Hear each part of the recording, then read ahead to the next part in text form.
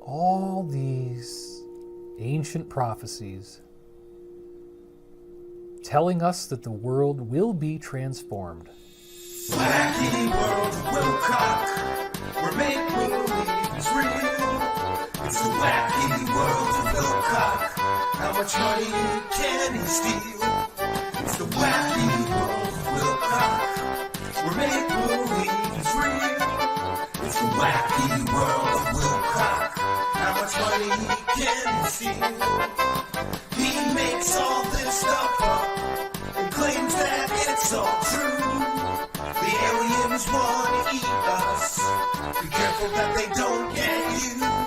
It's the wacky world of Wilcock, where make-believe is real.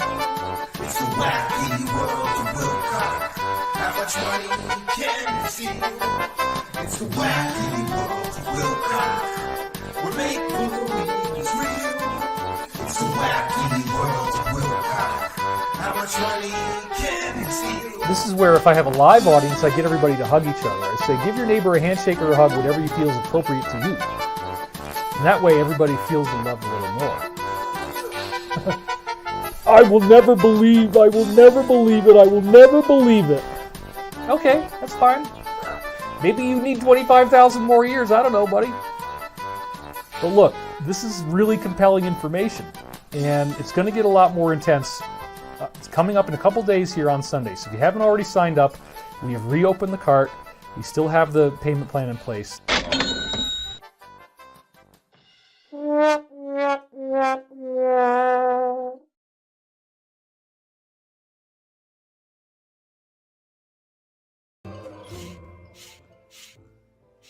If you are overweight, and I used to be 225 pounds at 5'9", I had man boobs, I had the, big spare tire roll of fat on the bottom, 3 rolls, each one bigger than the one above it. That was me, I was the fat kid. I had man boobs. That's pretty awesome. I am going to lose my voice pretty soon. I can feel it coming. So we're just going to keep going until something goes wrong. But I wanted to get through this content, so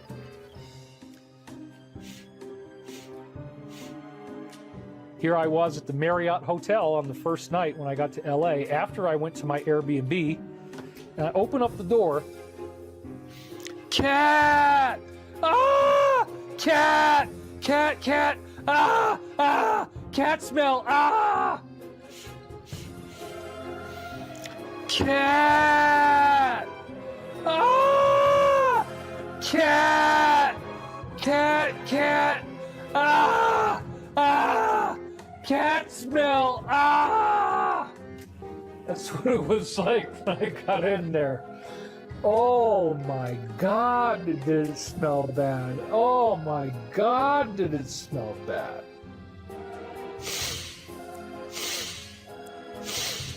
Ah, it's just amazingly intense cat box odor. I open up the house, I'm like, oh my God, how am I even going to sleep in this place? And then I find out that the Glendale Freeway, the Highway 2, is right next to it, like 100 feet away. The noise was so loud, the cars were so loud, because I'm up on a hill, and here's this highway right down here, so there's a direct, unencumbered line of just air between all these cars on this, I think it was a 6-lane highway. Might even been 8, but it was at least 6. And they're running all day and all night. And every single time that one goes by, you hear it in the house. I also go in there, and the house is sweltering hot. So it's like, wait a minute, I rented this for the week. I gave you guys $4,000, what it was. I paid up front. And I walk into the house, and they didn't even turn the air conditioning on, but they had one of those Leaf thermostats where they could have totally done it online. So I get in there, and it's this overpoweringly bad cat smell. And I'm already hearing the traffic. And then it's like, well, it's so freaking hot in here. The only way I might be able to sleep in this stench is if I can air out the house and get the temperature down.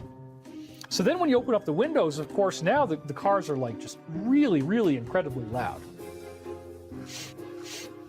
And I realized, like, you know what? Even when the windows are closed and even when my earplugs are in, this place is just very noisy and incredibly, incredibly bad smelling. And I cannot do this. I mean, as you guys heard in some of my previous shows, I am hopelessly in debt. The only way I can ever get out of the debt, which is entirely taxes, okay? There's nothing else going on but taxes. And I'm already seeing people create these conspiracy theories. There was some of the trolls online were trying to say that people had given me money for hover cars and I didn't deliver on the hover car. That is absolutely not true. Yeah, I found out that I could do these online conferences, and you can only really do this if you're a big public figure. I've got Ancient Aliens, I've been over 100 episodes. If there's a television on, and it's on History Channel, you're going to see me sooner or later. So when you have that level of exposure, this is actually something that works. And again, if you want to get mad at me, oh my God, David's making money. People just get mad that I'm making money. Well, how did I pay for this? How did I pay for these cameras? How did I have the ability to go from one to the other like this, or maybe even another one? Well, I bought these, right? And so some of the trolls online basically don't feel that you should ever be able to be paid for making art. But I would say to you trolls, well, wouldn't it be cool if you could get paid for making art?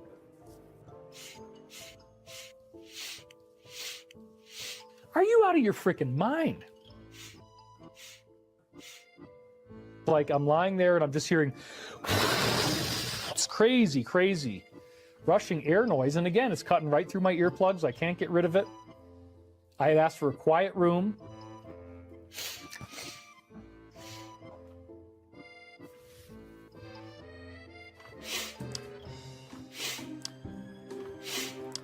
Lounge. I can't, like, stay at this hotel if all I'm going to do is work on the internet in a lounge. Because people recognize me. I'm naked in public. I can't just hang out in a lounge because everybody's going to go, "Are you David?" and then they want to talk. Not that that's bad, but you can't get work done in a lounge. You know, not me. Are you out of your freaking mind? So again, remember, I don't have a phone. I don't have a phone. The only thing I have is GPS on the car that I'm using.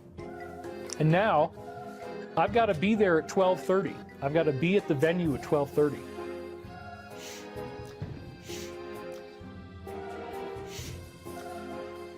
I was very, very aware of not stuttering, not saying any crutch words at all. And I was just very, very meditative and very dialed in and focused.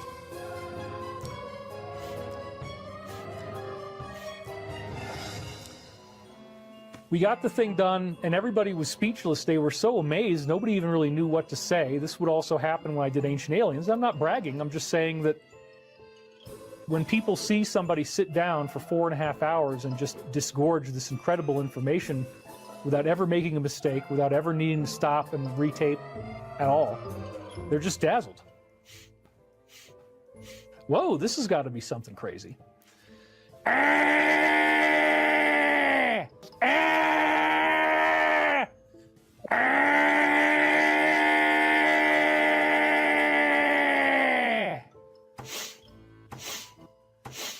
Whoa, this has got to be something crazy. People are freaking crazy. And then it was after that, as I was driving back, that I got out on the road and this guy behind me and I flipped him off. And then the next thing you know, it's like he wants to kill me. This is all in the same drive on the way home. Okay, that's when that happened, on the way home.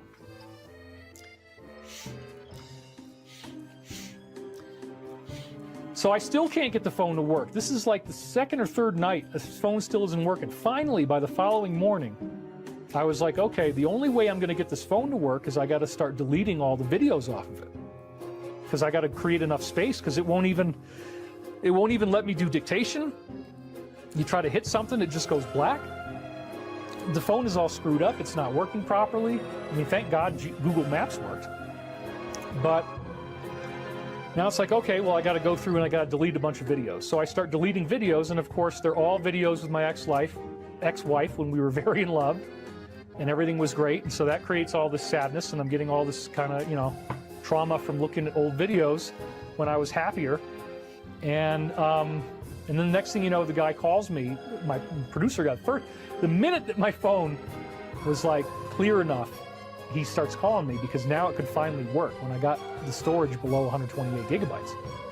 And I just lost it. I just started crying. I said, look, man, I'm just so cold. I haven't been eating. And I've got this massive sore throat and I can't stop coughing. And I'm just so exhausted and I'm so tired. And everybody here is crazy and they're all evil and they're all wanting to like scream in your face and steal your money and rip you off and get aggressive and cut you off on the road or kill you on the road. There's a lot of really interesting stuff coming out from the Alliance. If you look at Shadow of Ezra Cohen, where they're talking about a November to remember. That was one of the posts they just came up with. So I think we are going to see some really big stuff happening. So I still don't know if I want to stay here the whole winter because it's, I mean, like today is 11 degrees outside. I have to wear ski pants to go outside and a base layer.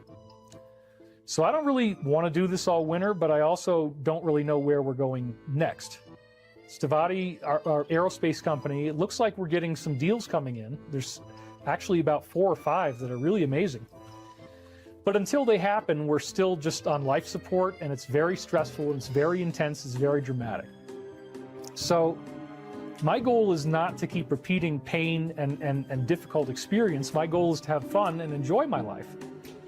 And even though I got snow when I look out the window right now, I mean, it's just 5 inches of snow on my railings, I would much rather be here than in the summery weather of Los Angeles.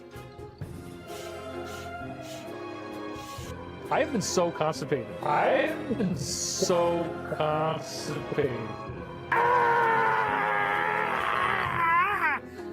I have been so constipated. So constipated.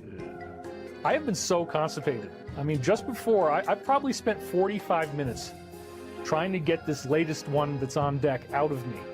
And I just can't do it. I'm just sitting there just freaking going crazy.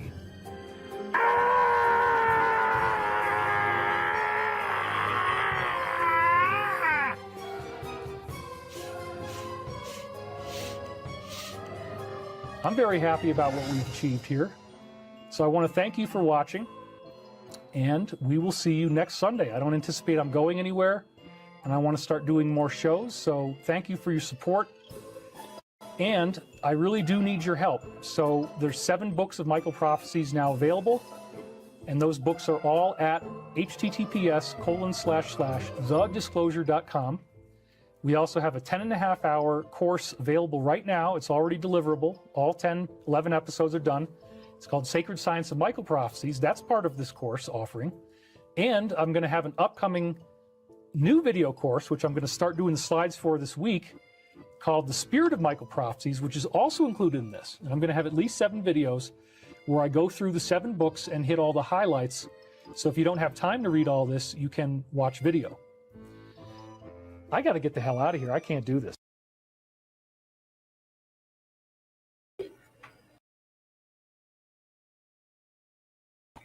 Greetings and salutations, friends, and welcome back.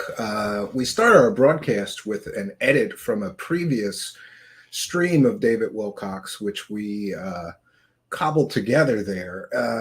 The title for tonight's broadcast or episode of The Wacky World of Wilcock is Delusions of Grandeur, or also known. And by the way, I just want to make clear that I am not a psychiatrist or psychologist. I'm not trying to diagnose anyone here. But, you know, you can look things up online, and there's something called Grandiose Delusions. And we've talked about this before. David Wilcock is incredibly important. He's a legend in his own mind somehow, which I think is incredible. So Grandiose Delusions, here's some signs of it. And let me know if you think David Wilcock is exhibiting some of these signs wrapped up in their megalomania.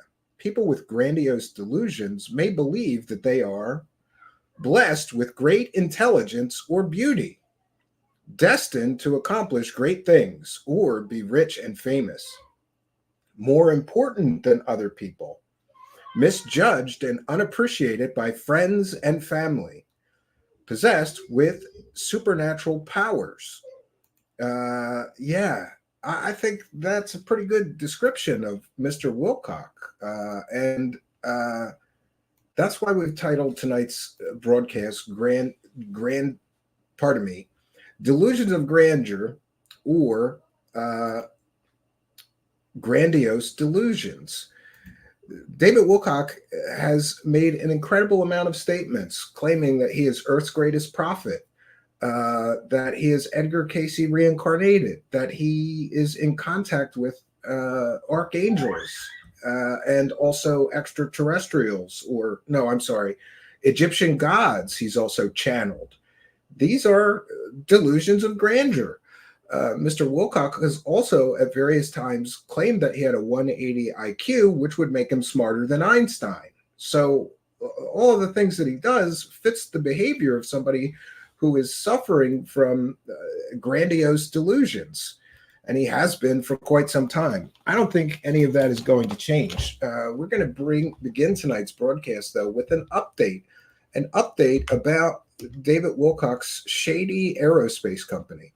Those of you unaware, David Wilcock claims that he has invested millions of dollars, apparently, into his this aerospace company, which we have detailed on previous broadcasts, is being sued by various creditors and also by investors. And in the court documents, an investor claimed that David Wilcock's shady aerospace company is a Ponzi scheme and investment scam.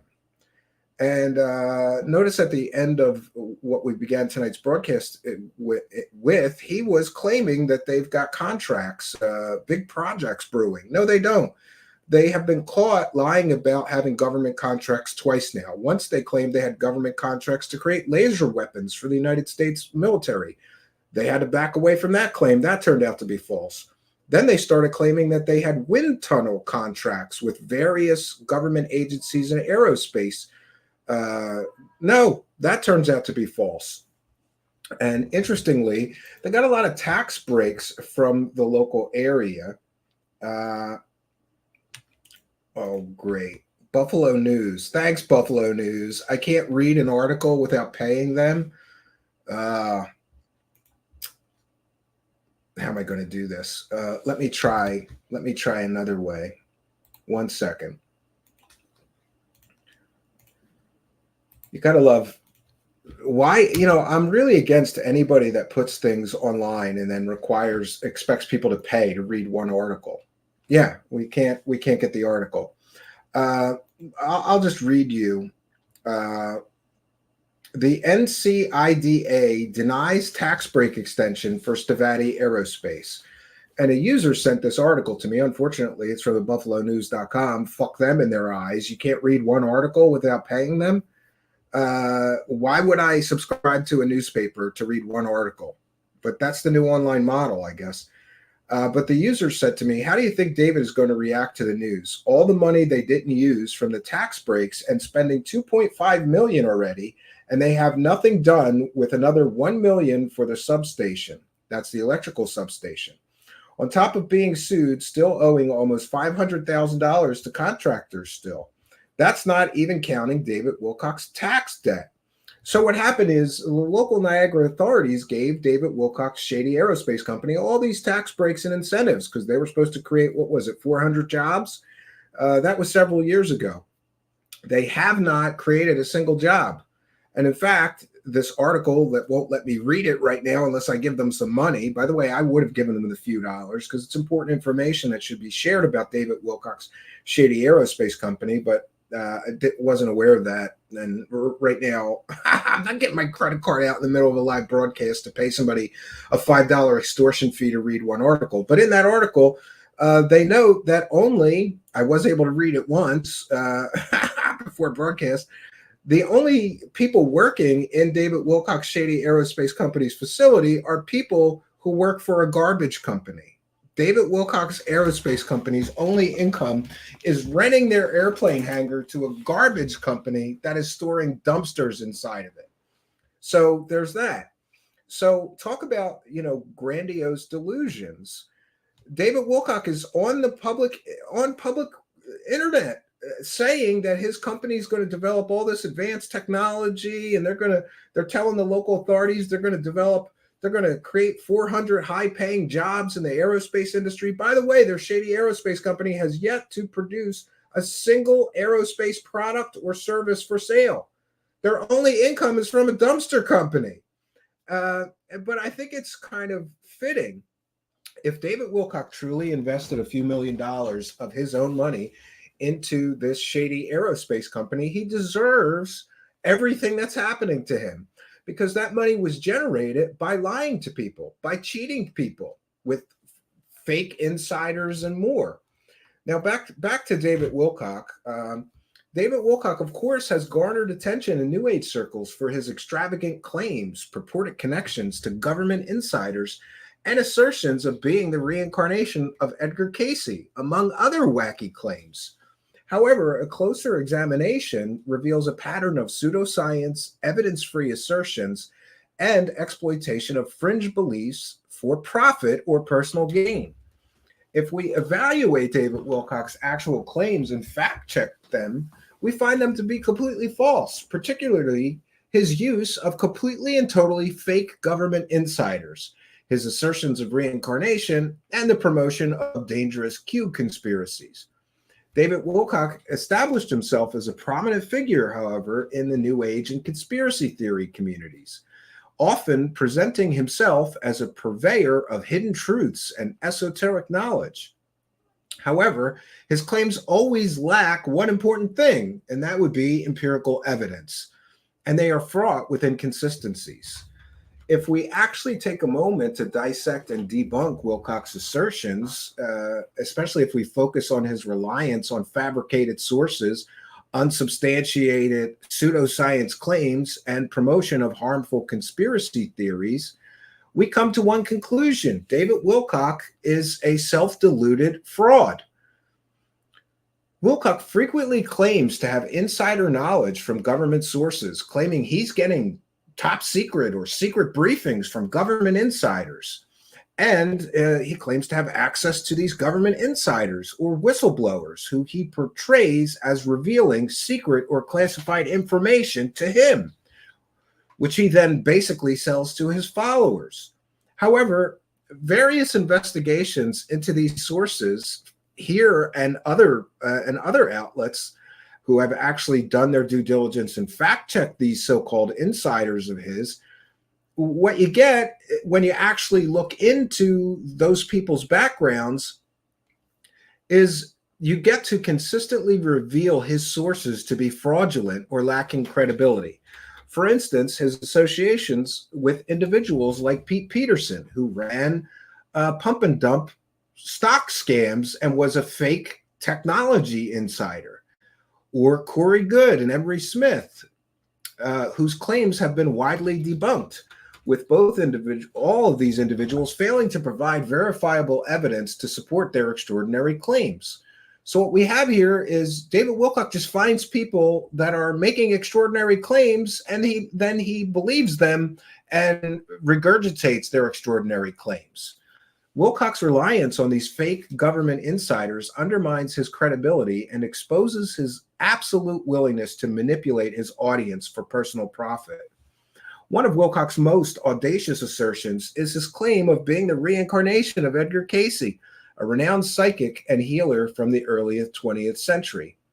Despite lacking any credible evidence to support his claim, Wilcock has steadfastly promoted the idea at various times, including lately again, he's back to claiming I'm Edgar Cayce reincarnated, often invoking Cayce's name to lend legitimacy to his own wackadoo teachings.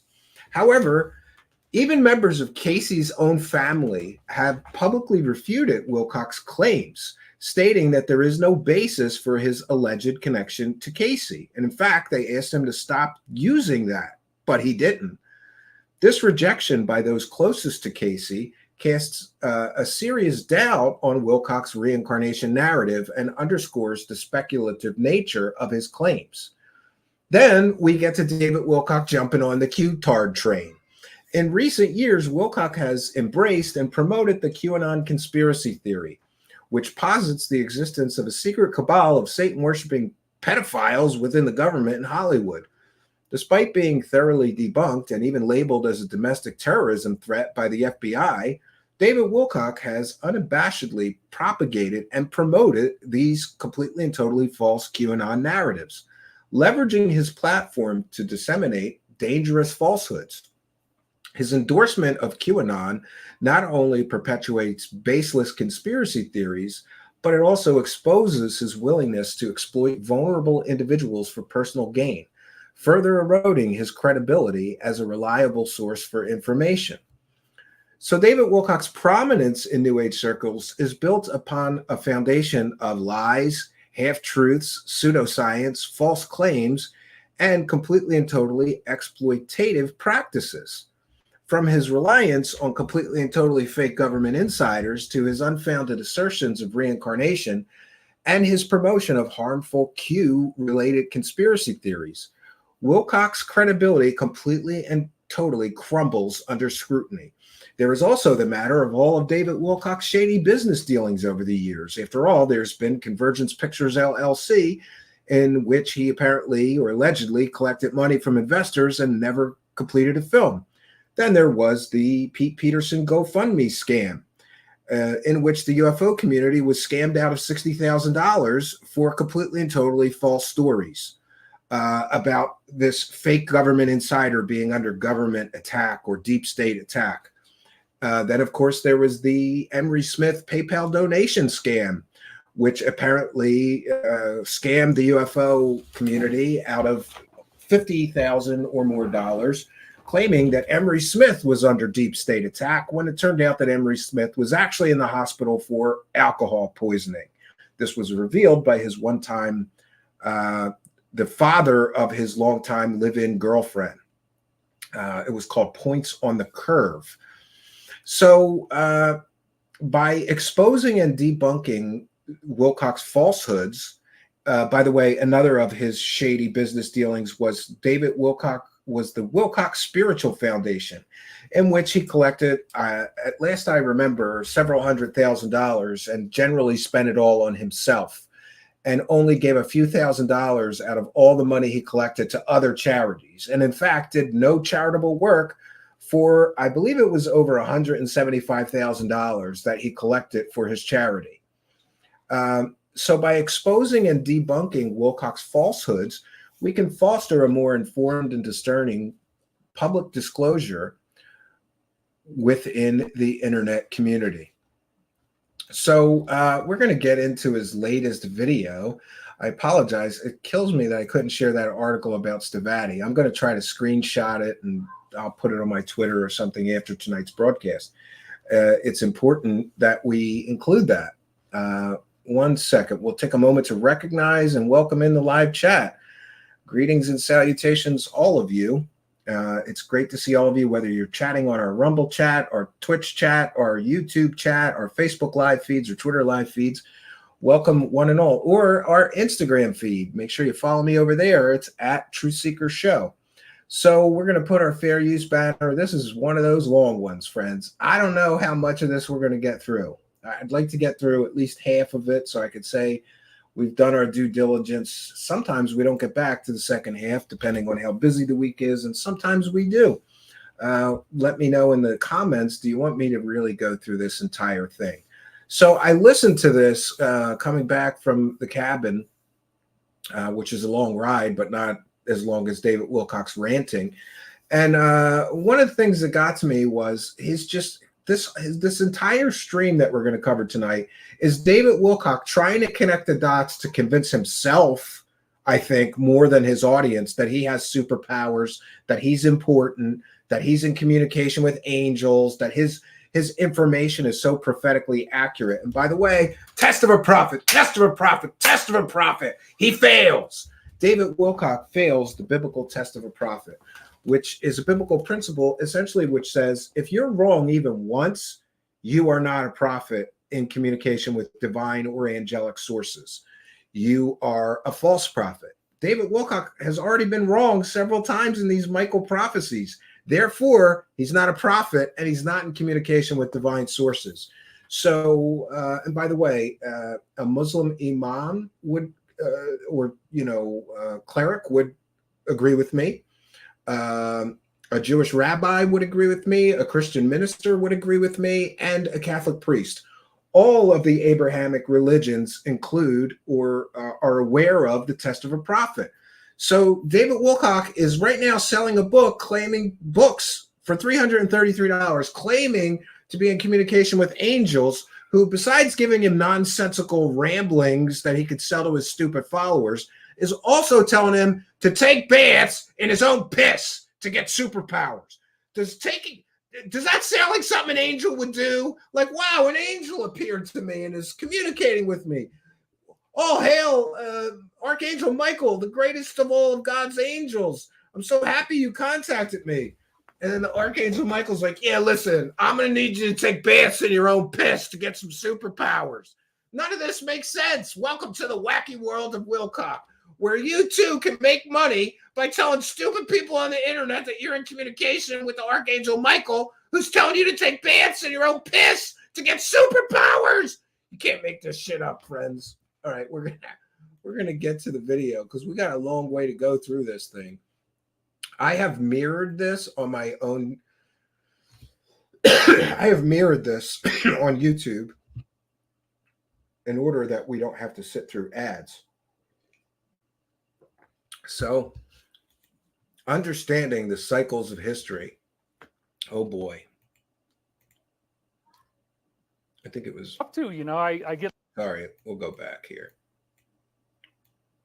I thought I remembered that intro was super long. I guess not. Oh, we'll just let it play. And of course, he's got a fuzzy, weird jacket, right? You got to have a weird jacket. Let me get my, I always forget to do that before I do this. Get that going here. 1 second. Is it not? Oh, it's not playing. Great. Oh, yeah. The guy with the 180 IQ can't work a microphone. He was muted when he started his stream. This guy says he's smarter than Einstein, but he can't even work a fucking microphone, this idiot. Oh, you gotta love it. Can't work a microphone. Smarter than Einstein, right? He's smarter than Einstein. Can't work a goddamn microphone, right? Somebody in the audience has to tell him that he's muted. And now, listen, of course, this has happened to me, but occasionally. Thank you for telling me that. I had to unmute the microphone. I'm dressed up for. I'm not telling people I'm Earth's greatest prophet or smarter than Einstein, right? Easter. Yay. Let's go back to the wide shot.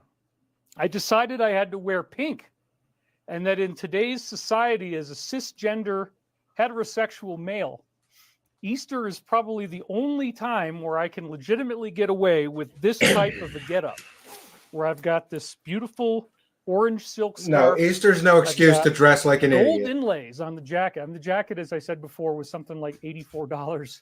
That's too gay an outfit even for a magic show, dude. In Los Angeles, and I know. At a particular costume shop. And so sizzle jackets are in, we got to make sure the collar's all lined up right because it keeps. This is why it takes him 3 hours to get through a stream. How are you guys doing? How's everybody feeling out there? Are you ready for the resurrection, Easter? All right. You mean Transgender Day? Somebody just said that. Well, I want to see what you guys are up to. I get lonely out here alone in the mountains. Looking fancy, pink on men started in the 1950s. Beverly Lawrence, PhD, LAC. She's got the credentials to make that statement. David, you look very nice. Shaman, Mermaid, Black Dragon. You are looking great, David. Hello from Oslo. I love your jacket. Happy Pink Easter. Aren't you cute? Hey, David, you look great. Gorgeous jacket for sure. And real men wear pink, says Gretchen. Oh my gosh, it's starting to get really fast now, you guys. You look good. Somebody still said no sound. Oh, okay. Thank you. That should fix it. Let's see. No, there should be sound now. We should be fine. I think we should all go in David Wilcock's muted properly. Yeah. Wilcock's stream and tell him that the screen is black. No video. Else said Liberace's cousin. You look dapper. That was Tropocal said Liberace's cousin. I know. It's I'd rather see him salmon in an color, Easter Bunny man. outfit, right? Happy Easter. Big hugs from Bosnia. Yelena Skulpna. I'm not sure how to pronounce that. Oh, we just got a super chat here. Jacob Look Allman, at thank you know very he's much. broke. Been following you since This is essentially how we know 2000. he's Wow. broke. That's awesome. By the way, Jay Weiner posted something on his Facebook that both Corey Good and David Wilcock are crying to everybody that they're broke as shit. And you know David Wilcock is broke when he starts actually thanking people for the money that they're sending him. He's never done that until recently. I have like a lot of slides. I didn't even actually have time to count them. Frank Hobson says David is pretty. Thank you for being we should send him open about your feelings. That's very flattered. David is a multi-instrumentalist. Can you play some instruments? Well, this is the one that people want the most. Yep, you're right, Mike. Music, they're not necessarily excited about that. Here's one of the things when you're going out there as an artist into the internet, before we get into all of our other content. Oh yeah, by the way, I'm going to comment on this. In the clip that we started tonight's broadcast with, he claims that what he does is art. No, you asshole. You're telling people that you have secret insider knowledge. You're not saying that this is art or a work of fiction. And I just want to put it on the record that I have absolutely, look, I was an artist myself, and performer. I have no problem with people getting paid to do performance art, whether that's music or magic shows or comedy shows or whatever. But when you claim that you have secret insider government knowledge and you're going to, spill the beans for disclosure or whatever, that's not performance art. You're telling people that you have true and accurate, classified or top secret information. That's not art. But now he's going to cry, just like he did in this other stream, that people are upset because he's making money making art. Then tell people it's fake. Tell people it's art, you asshole. The way that I've learned how to deal with so many hecklers for so long, one of the ways I've learned to deal with it is that I just say to myself, okay, art is completely subjective. Well, that I'll agree with him on. Some people said Andy Warhol had nothing to offer because he's taking Campbell's soup cans and he's just popping them out there into artwork, and it's ridiculous. It's pop art. He just popped it out. It doesn't mean anything. Well, now those Andy Warhol pieces are incredibly valuable. So art is completely subjective. So he's comparing himself to Andy Warhol in level of importance in the art world somehow. A lot of people who didn't like Velvet Underground, the band that had some Andy Warhol art on it, on some of their covers, like the Banana. Okay, so when you are creating art, back in the time of Velvet Underground, we didn't have the internet, where Lou Reed would have just been. Again, he's saying that he's creating art. This is art? It's the art of bullshit art? Like, I don't understand. Mercilessly torn apart by so many trolls for the way his voice sounds and for some of the content that they have in some of their albums.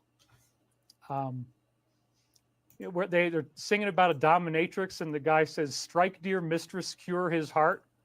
It's just really bizarre kind of stuff like that. And they're talking about severe drug abuse themes, and it's being put out by the music industry, and it becomes like a cult hero for that. So art is very subjective. So when you go out there into the world and you're trying to make a name for yourself, you got to remember that some people are going to like your art and some people are not going to like your art. So he's saying what he does is art. Again, fake stories is a form of art, fake government insiders. David Wilcock, why are you selling people fake information from fake people for money? Right? And then you wonder why you just lost millions of dollars in an investment scam or a company that's been called an investment scam. That's karma. You can't get ahead selling fake information to people for decades. Eventually, you can for a while, but eventually karma is going to catch up to you. But now he's an artist. And the people who don't like bullshit your art are going to have a very authoritative opinion. And the way that they talk and the way that they insinuate is going to project in their writing as if it was very serious and very real. That doesn't change or diminish the value of the art to the people who do appreciate the art. And that's one of the things that is very difficult I agree with We you, all have an inner JLW. child that wants to please everyone. This inner child wants to have everybody like me, and everybody's got to smile at me. And if anybody's frowning at me, then I get sad, you know? No, that's not how this works. If you want to go out there and be a public figure, you will be ridiculed. You will be shamed. It's And not like true. I said, it's been happening ever since I got online and began posting. It's not true. There are some public figures that are generally perceived to be, at least, good people and are well respected and are not. There's lots of public figures I could think of that are not humiliated or, derided. So, what is this about? Again, probably about his own insecurities. He's a very insecure little, jealous little man who thinks that he is so important to the world that he gets upset when people don't recognize his so-called importance. In 1996, I was in Richard C. Hoagland's discussion forum. He was the top guy on Art Bell. Yeah, and I love this next section. He brags that he was one of the top guys on Richard Hoagland's forum, as if that's like an accomplishment. Those bunch of dorks that were wrong about the face of Mars and everything else and the Cydonia pyramids. But, he holds Richard Hoagland up with some kind of reverence, like he's a hero. Richard Hoagland pushed a completely and totally fake set of conspiracy theories about Mars for decades. He's still pushing the same shit, right? But he's a hero to David That was the Wilcock. top show with 20 million listeners. So I went into his forum, and that's where I got my debut, because a lot of people were in there, and they were all His interested debut in on an very internet enormously forum. weird Like subjects saying, that I we got were my talking about. debut on Things like, Reddit. is there Who a cares? face Or on Mars Avalon made out of forums or some type of above Top rock or Secret. material that's a gigantic face that actually was artificial and intended to look human No, it's with not. kind of a headdress around it? And I believe the answer is yes. You're Are there stupid, pyramids David right Wilcock. next to that look just like pyramids in No, photos from NASA? those aren't pyramids. Yes. They're mountains. There's photos. They're natural formations. Whatever it was going over Mars. I think it was Viking. This is the pseudoscience that we talked about in my written script tonight. This is pseudoscience. It's not real science. Ask a real scientist, a real planetary scientist or astrophysicist or astronomer about the face on Mars and the so-called pyramids of Mars. They're going to laugh and say, well, that was completely and totally fake. That's just a conspiracy theory. It's not real. It's not true. Here we could show you, like, go to a NASA scientist. They could show you the data that proves Richard Hoagland and David Wilcock are full shit on this. Not entirely sure, but it was 35A72 and 70A13. Now he's going to get into numerology. And I mean, I studied right? this stuff so much that it became just, 35A72, 70. Yeah, like, he wants to get a lot of credit for remembering a specific frame of a NASA image. Who quoting the Bible cares? for somebody who's really, really into the Bible. I knew the numbers and I knew everything. I go in. Oh, that's another thing. He gets so much wrong about Christianity in this stream. It's ridiculous. He should stop trying to involve Jesus in his grifting. This forum, and there was a few people who, one of the most insidious trolls we had in that forum was James O'Berg. And he's still out there doing it now. It's so funny. I got to find that guy and interview him. Apparently, David Wilcock doesn't People like would critics. just absolutely rip you apart. And then I would analyze. And that's another thing. David Wilcock, these people are ripping me apart. No, they're questioning your fake nonsense, your fake stories. People are allowed to question evidence-free stories, right? These arguments online in great depth. And what I came to understand was that the trolls displayed something called intellectual dishonesty. And what this means is that they are not honest when you win a point in the argument. They simply as if it's not intellectually dishonest strategy. And so none of these argumentative trolls were actually disproving anything that Richard Hoagland had to say. All they were doing was trying to attack his character. That's a problem. To attack him as a person, and that's called an ad hominem, ADHOMIN. Okay, now to let me stop. Okay, so it's interesting. He is ascribing intellectual dishonesty to people that are debunking him, but isn't it intellectually dishonest to use completely and totally fake whistleblowers and sell people completely and totally fake information? I would think so. NEM, ad hominem attack. And so, Richard would always say, challenge me on the data. Data is science. Science is free. Science is I agree, investigation. Dunbar. Yeah. It's the spirit of learning new things, and it's the spirit of peer review, where others get to look at what you've had to come up with, and they can then draw their own conclusions based I on agree with you, Aaron. your Thanks for empirical being a data. member. You give them the roadmap on where they need to look, and then they can follow up. And so what I like to do ever since those days of the forum wars is say, yeah, I don't want to get too stuck in theoretical models. I don't want to get too stuck in what some insider says. He doesn't want to Making get sure you guys too can still stuck. hear me. He doesn't want to get too stuck in theoretical models. All he has is theoretical models because he has no evidence. Then he says, I don't want to get too stuck on what a insider says. He spent 8 years grifting with Corey Goode, the secret space clown, fake secret space guy.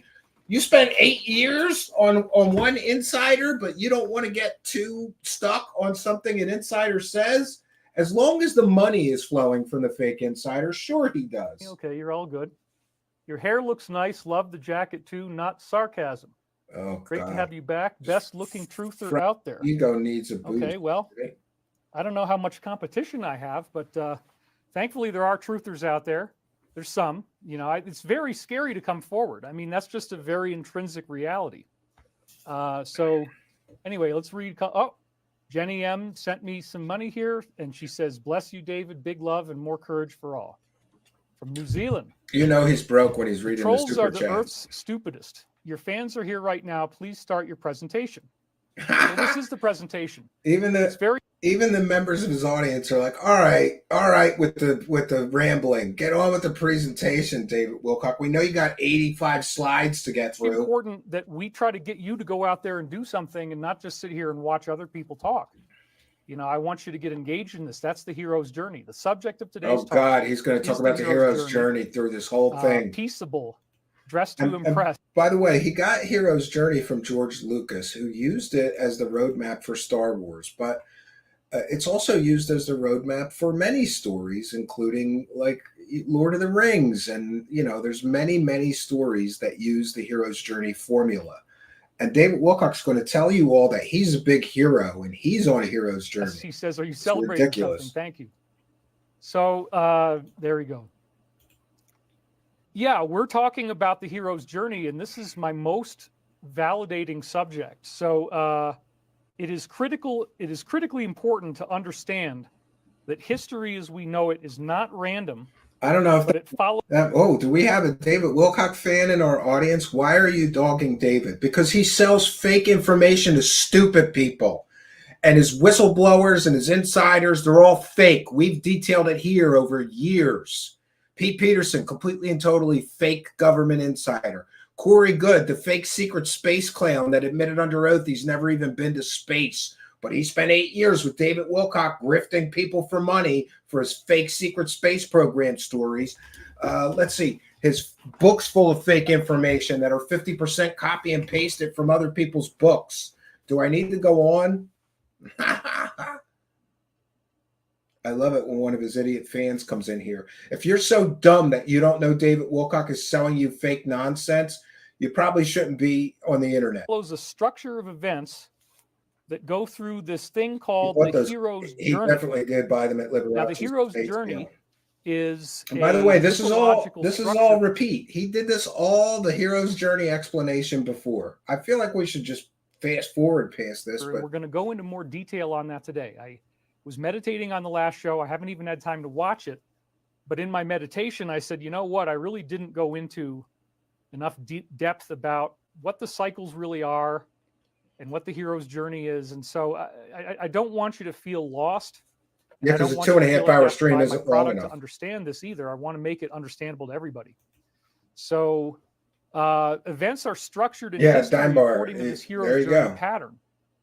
And Jenny M. this also means that happy endings are guaranteed. Now, something I didn't even mention last time is that the hero's journey can also be called the Christ path. And this is appropriate for Easter because this is Good Friday, of course, is when Jesus dies on the cross. The weekend that we're in now represents the 3 days of time where he's supposedly dead in the tomb. And then on the third day is resurrection. That's Easter. And that's where there is Now he's going to teach everybody basic Christianity. He is desperate for material. a return, but in a body they didn't recognize his face. They didn't know who he was And this until is- he showed them his hands. This is where he gets it wrong. He says that when Jesus returned, they did not recognize his face. No, that is nowhere in the Bible. This is completely and totally factually inaccurate according to all biblical sources. Some of the apostles were so shocked and surprised by the appearance of the resurrected Jesus that they didn't at first believe it was truly Jesus. And then he showed his crucifixion wounds. And then they believed, some of them.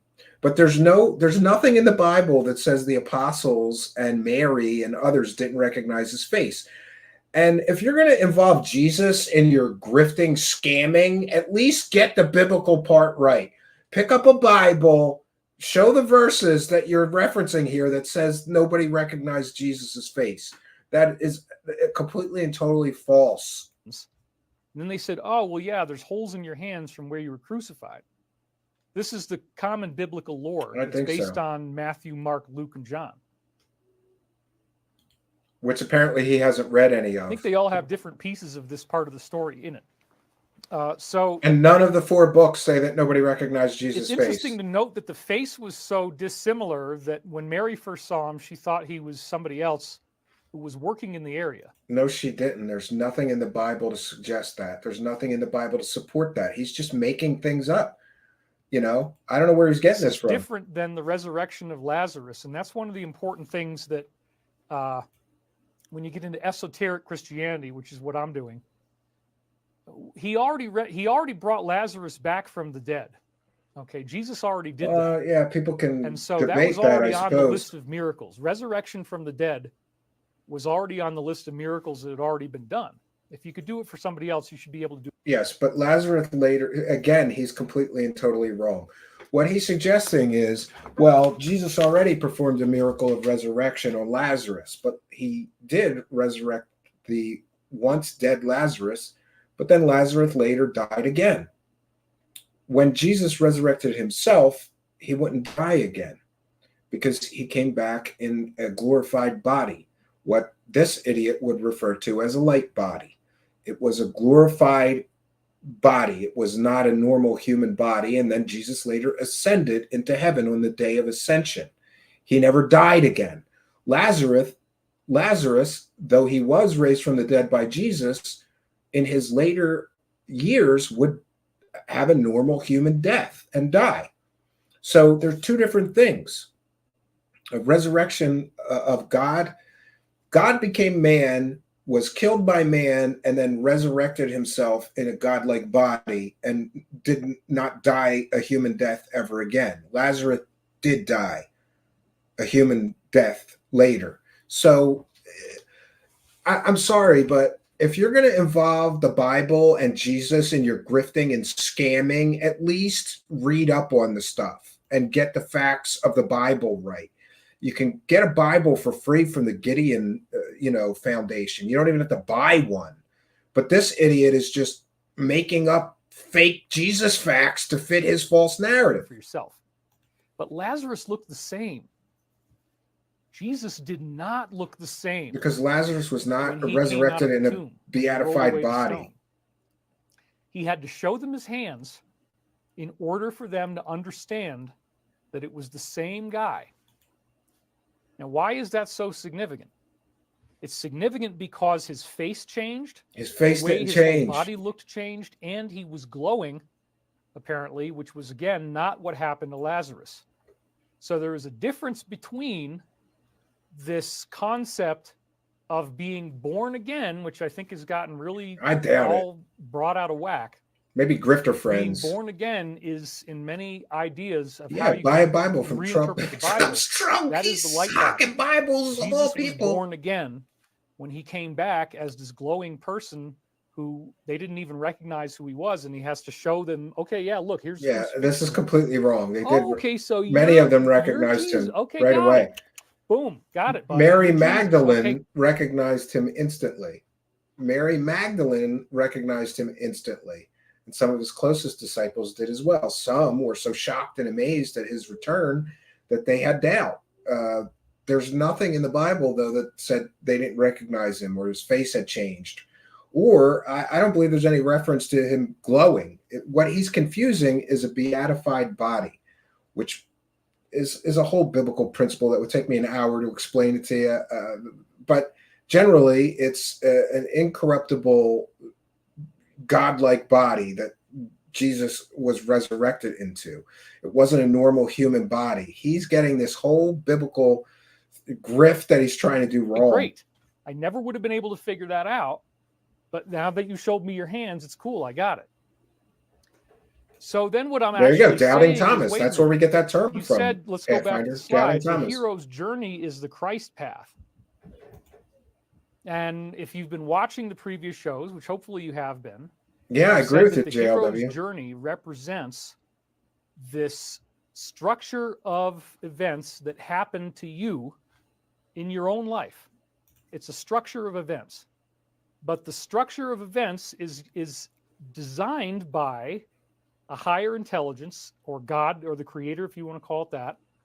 Yeah, there's numerous examples of that. A higher intelligence that designed the hero's journey. Both of them soaking in pee. And this is a basic blueprint for how you learn spiritual lessons. Side chicks you are here to recognized learn. him. We'll How do allow you it. learn your lessons? And if anybody thinks they don't need to learn any lessons, well, that's the whole reason we're here. You don't stop learning, and if you think that you do, you're just going to get hijacked with more karma. Yeah, I love that this guy's talking about karma as he's grifting money from people to buy his $333 books that he claims came from the Archangel Michael, but we've already proven they couldn't have come from the Archangel Michael because they're wrong. Collie Armstrong with a kind and generous £2. I'm sorry I didn't see that earlier. For those unaware, we read every single super chat. And we appreciate all of you. Thanks for appreciating us and for helping us to praise the cash. Praise the cash, praise the cash. All right, let's continue. So the hero's journey is a soul blueprint for evolution. It's a sequence of events No, it's that not. happens to you because you are going to It's a grow. formula for You're writing going a to story. Perhaps That's learn a new skill, perhaps have more strength, perhaps have more courage, more bravery. Yeah. Perhaps Times are become a more tough loving in Lizzie person. Borden. Perhaps finish that project that you've got sitting in the garage and you always want to go in there and I got to go get that done, man. And you just don't do it. Okay. Any one of those ideas, if you just say, okay, you know what? I mean, somebody crashed into my car and I got to go out there with a hot sponge and wipe off the paint from their car to try to make the dent look a little better. You know, just try to spruce it up. I agree, bit, you know, Davina. because again, there's a And I 4-month agree, wait Mike list Rotunda as on well. getting any body work done on your car around here after this crazy snowstorm that we had. So nobody can get their car work done. It's just, so I'm like, okay, yeah, I can go out in the garage and I can go wipe that stuff off with a nice hot sponge and soap. He's such a girly man that he must have thought about cleaning up his car that needed body work for how many times, right? And now it becomes a story like, yeah, I really got to clean up my car, but he hasn't done it yet. Like, that's a girly man kind of thing. A man would fix the car the first day. Soapy water, you know, but that's a hero's journey. That's a quest. It's a If I hero's get that journey to clean idea, your car. and I then decide to carry through with that plan. It's a hero's is one journey to example wash of your the hero's car journey. off. Okay. You're a The hero. journey You cleaned your represents car. A moment in your life So when you stupid, decide childish. that you want something. I see Lauren's Deek again. Thank you. Boy, That he's was, eyeing right there. super Boom. chats, isn't he? He's eyeing Okay, up the so- super chats. The hero's journey is this path that you're going through. Yeah, now it's When karma. you want something, you are the hero always. So That's you are coming, the star of Archaic your own Revival. play. Thanks It's for being a the same thing member. in dreams. Every character in your dream is somehow a projection or a reflection of yourself. So when you're going through the hero's journey, it starts by you having flaws. Yeah, maybe you're and right, this is also how they JLW. start a He's going to Hollywood lose every screenplay. penny. A Hollywood screenplay character is always good. A Hollywood screenplay is always based on a hero. There's always one main character. If you try to have two main characters, that's called a split main, and you probably won't sell very many movies. You have to have one character, and everything Yes, revolves around he's that a big person. hero. Now he's going to Otherwise, explain you to have everybody something how to called an write it. episodic narrative, and He's that's going to explain to everybody how to basically write a for Hollywood television screenplay. screenplays. And in a teleplay, you do need to have He's definitely a hero. parallel main characters, more or less. So anyway, getting back to the point, the hero's journey starts with a wounded, flawed individual.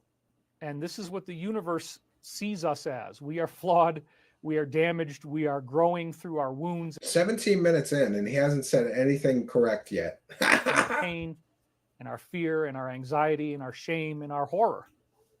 And as we grow and as we learn more and as we evolve as beings, we become more compassionate.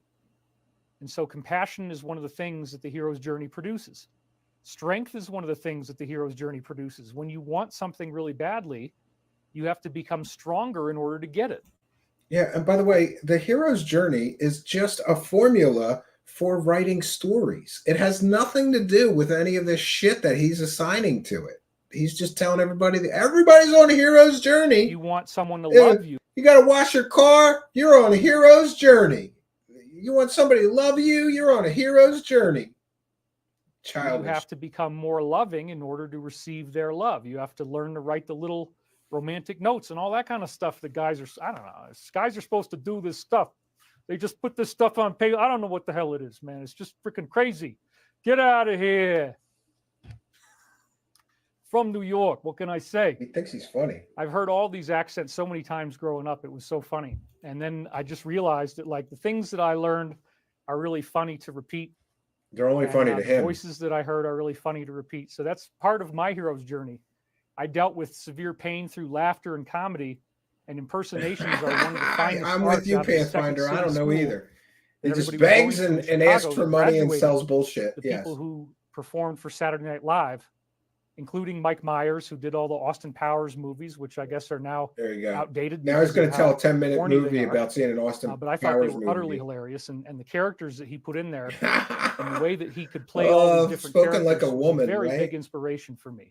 He's got Dr. Evil, he's got Fat Bastard.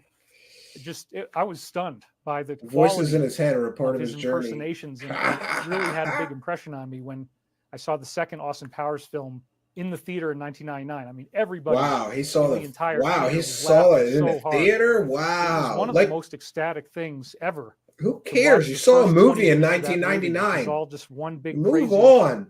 Boring as shit, David Wilcock. Who cares? You saw a movie in 1999. But watching that with this live audience in a movie theater was just incredible.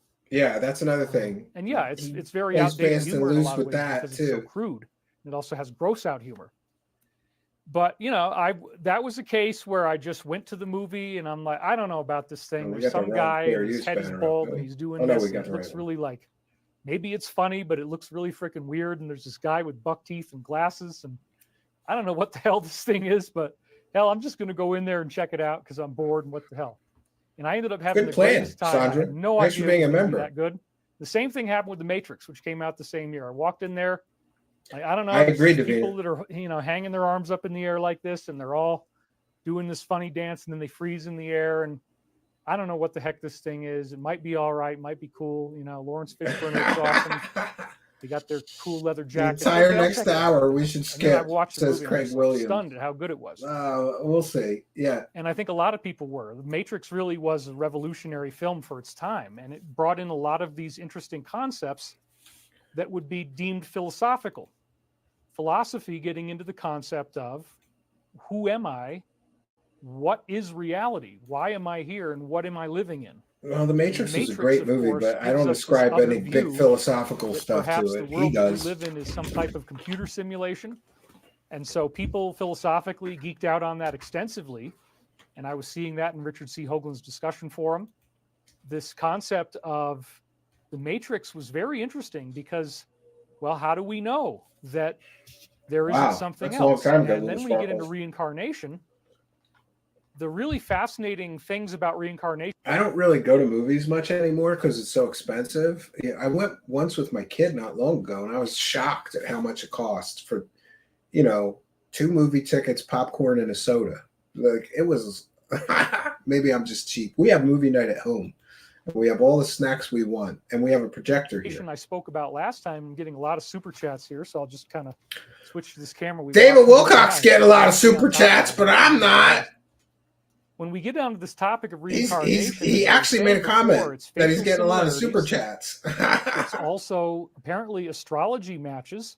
like we had in my case with Edgar Yeah, I Cayce. wonder if he's still It was constipated, astonishing. Randy. Astrology matches. He's not been billions talking to about his one against BMs chance. too It's the much. best alignment with Casey's planets in 157 I years agree, after his death. Flubber.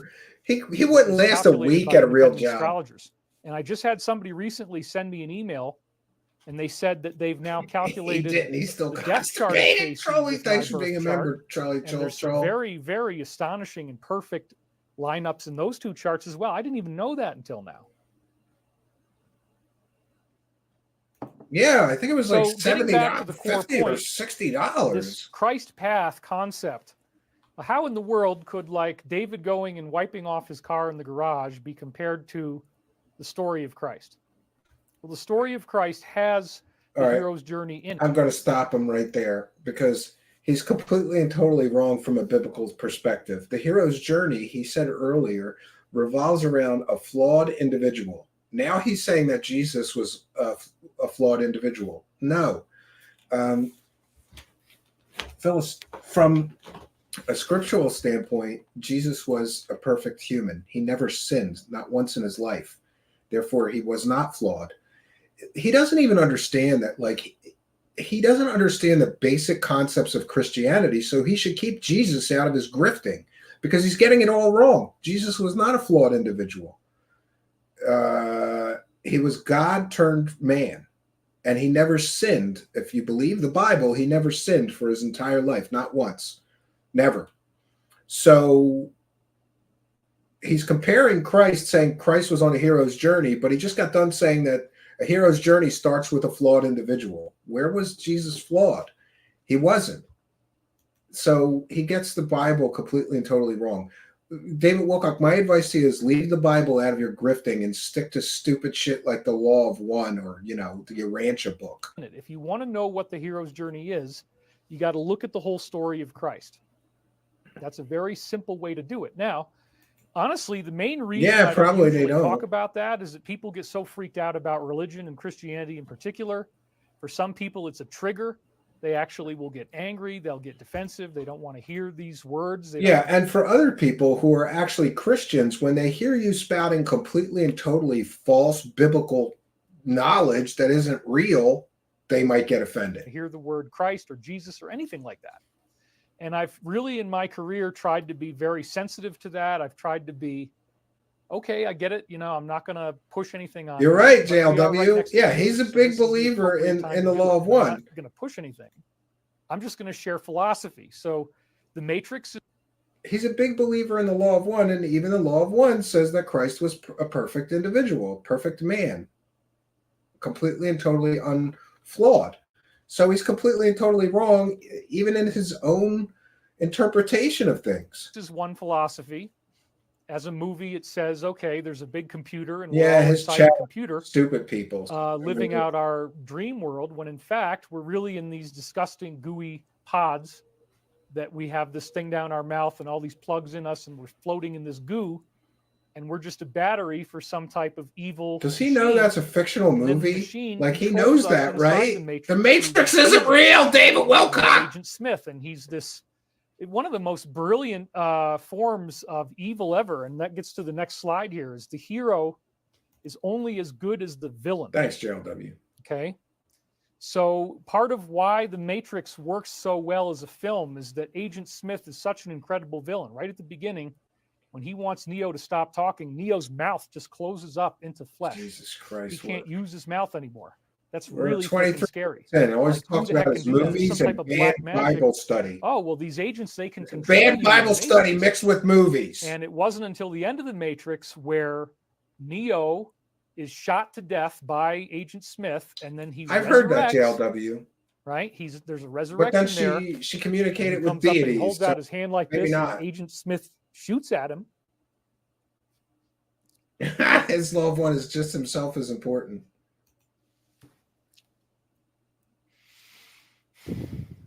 Now he's going to cry. He's going to cry over the Matrix. And all the bullets come down. He's crying over the movie The Matrix. And that moment was very powerful. He's crying over the movie The Matrix. Sorry. Now he's Didn't mean to do laughing. that. I don't know where that came Yeah, from. he's laughing. I wonder if they're gonna buy my fake crying. He had a reptilian rape flashback. Oh no! So the hero is only as good as the villain, and in this case, yeah, you know, we the said it villain years Agent ago. Smith is He's very, going to turn very his grift powerful. into a religion. So that moment where the hero is able to transcend death. You're right. The context. Yeah. He's going to cry again. Sorry. Bipolar extraordinaire. Yeah. He goes from laughing to crying in the space of 10 seconds or 5 seconds. It wasn't just that one movie. It taps into this archetypal knowledge that we have as people. Yeah, he needs some more knowing acting this class. inside ourselves. He's terrible at this. That this transformation. Nobody cries over the movie The Matrix. Come on. And it's not that, like in some heroes' journeys, if I go out and clean my car, the transformation is just that my car looks nicer. If the transformation is that you fall in love with someone, then that means that now you have a new person in your life, and you know you have the joy and the happiness, hopefully, that provides you, and that's what's supposed to happen, right? That's theoretically. Maybe that's why he's crying. He used to watch The Matrix with his wife who left him. In terms of the logic of relationship, that's what's theoretically supposed to happen. He's summoning. So the hero's only as good as the villain. There's it's a very pretty ridiculous. polar opposition between the hero and the villain. Yeah, spank the like button. So the villain has to be very, very bad to springboard the hero into this transformation that's bringing me to the point that I can't talk. That transformation is real. It's not just Agent Smith shooting Neo and him getting up from the dead and stopping the bullets, okay? This is a moment that happens in our lives when we override our selfishness, when we move beyond. This guy's going to talk about overriding his selfishness. This clown that wants $333 for a bunch of nonsense he claims came from the Archangel Michael. Come on, David Wilcock. You're going to talk about overriding selfishness? You are the most selfish human I've ever encountered on Earth. Beyond our stumbling blocks, when we engage our story, when we become what about the Matrix? I'm going to cry. Says Arcade we will stand up against the villain in our lives. And so, as I said before, Cat P flashbacks. I wrote an entire book on this called The Synchronicity Key, and I realized after we wrote it and after we came up with this, first of all, my publisher said, okay, we got to make the cover of the book red in order to honor Carl Jung's book Synchronicity, because it was called The Red Book. Yeah, so in other words, not only did he steal the concept of his book from Carl Jung, he even tried to model the artwork after Carl Jung's book. He's a plagiarist. When he came out with it, it was all red. Like he cried so we about said, yeah, Bush. we got to make it a red book cover. But what I realized later on was that the key actually was Christ. I like the Matrix movies. Necklace, not the latest one. Like the arms. I could have done without the newest one. What was behind it was the blood. That was a money grab. And again, this whole book is about the hero's journey. This whole book is about this cosmic Christ concept. I agree, Flubber Lane. Jesus essentially dialed in these coordinates through a human life, or an allegedly human life. He dialed in these coordinates that show you this story that, according to Joseph Campbell, which we'll meet in a minute here, shows up in all these different ancient mythological traditions. Now he's bringing Mormonism in. And so the ancient mythologies, the reason why we keep telling these stories and why other stories are discarded is that they get near this hero's journey, pure, what Joseph Campbell called a monomyth. The monomyth being something that is... Now he's mixing Christianity with the Matrix and Mormonism. For whatever reason, people keep having dreams, they keep having visions, they keep having these stunning experiences with alleged angelic or extraterrestrial beings, and the stories that they tell then follow this pattern. So you look at Greek mythology. Yeah, and people actually started real religions over that. They didn't just put a book behind a $333 paywall, right? So his angle is purely financial. That's another thing. If you're truly in communication with angels, wouldn't that affect you and make you humble and pious and less greedy? No, David Wilcock starts talking to the Archangel Michael. He gets more greedy. Oh, I can sell this shit. The Archangel Michael's channeling prophecies to me. No, he's not. You look at Native American mythology, you look at Celtic mythology. No, he'll be bringing that in eventually. Turkish mythology, Byzantine myths. You go back to even Sumerian. It doesn't even matter where in history you go. Every culture has certain mythological stories, or we now call them mythological. And those stories contain this seed of similarity. There's always a hero who goes on a quest, who goes up against a villain, and the villain nearly kills him. He looks like he's dead. He rises from the dead. That's Easter. And then he defeats the villain. And you go as he rises from the dead, you go into Act 3, the last 20. Oh my God, with the hero's journey nonsense. 5% of the story. We're going to get into more detail on that. Now, in the book Synchronicity Key, we also talk about the 25,000-year cycle extensively and how it's described in the Law of One as a length of time that they call it a cycle, and it leads up to some type of quantum leap. And I talk about this in the book. Quantum leap, say some shit. It's associated with the sun giving off a bright flash of light in many different ancient mythologies. There is a solar flash. Can't say I disagree. It's not a supernova. The sun doesn't explode. It just kind of goes and blows off like a full corona mass ejection. The whole entire full halo of the sun. Full halo corona mass ejection. But then the sun stays intact. This apparently happens according to the Law of One. They don't directly say solar flash, but there's a lot of insinuation. And then you connect some dots on these data points. Yeah, you got to connect some dots. 25,000, like 8,000 dots, right? And that at the end of the cycle, there's a solar flash. Yeah, and he's been pushing the solar flash since the year 2000. It didn't happen as he predicted in the year 2000. It didn't happen in the year 2012. Now he's claiming that there's an alternate timeline, and the timelines is why it didn't happen. But hey, the solar flash happened at a nearby star system, so his prophecy was still right. Reaching, man. His grasp exceeds his reach every single time. Well, the solar flash is apparently catastrophic to life on Earth. It would cause a pole shift. It would cause the Earth to slide on its axis in space, and then you get these hurricanes and you get these tornadoes.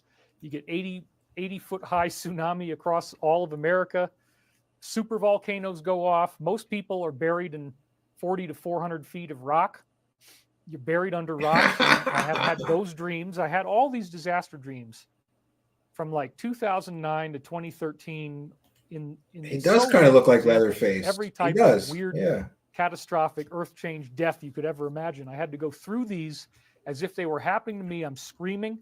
Now he had some watching volcanoes. Now he had some bad dreams, and this is super important. You know, look, there's a scientific study that basically says the dreams are meaningless. But he always got to ascribe all this deep, meaningful, I had all these dreams of disasters. I'm watching the earth open up. I'm watching a tsunami coming right towards me. I would be so freaking scared. I'd wake up. I'd be crying sometimes. And with numerology. So he needs numerology to connect the dots that don't exist. Every single type of weird earth change, including one where I got trapped He's past in a building, 50, Pathfinder, I and think. we were able to figure out somehow 51. there had just been all this rock that had gotten dumped on top of us, and we're just only going to live as he long was a as big whatever doomer, food we can find in the building. I mean, horrifying dreams like that. Attack of the And smoke that's what I was detectors. into. I was in the Art Bell crowd, and back in '96 when I got started, everybody's expecting the big pole shift. Everybody's expecting earth changes. Everybody's expecting tsunamis, and Edgar Casey's. Notice how he says everybody's expecting that. And that ended up being.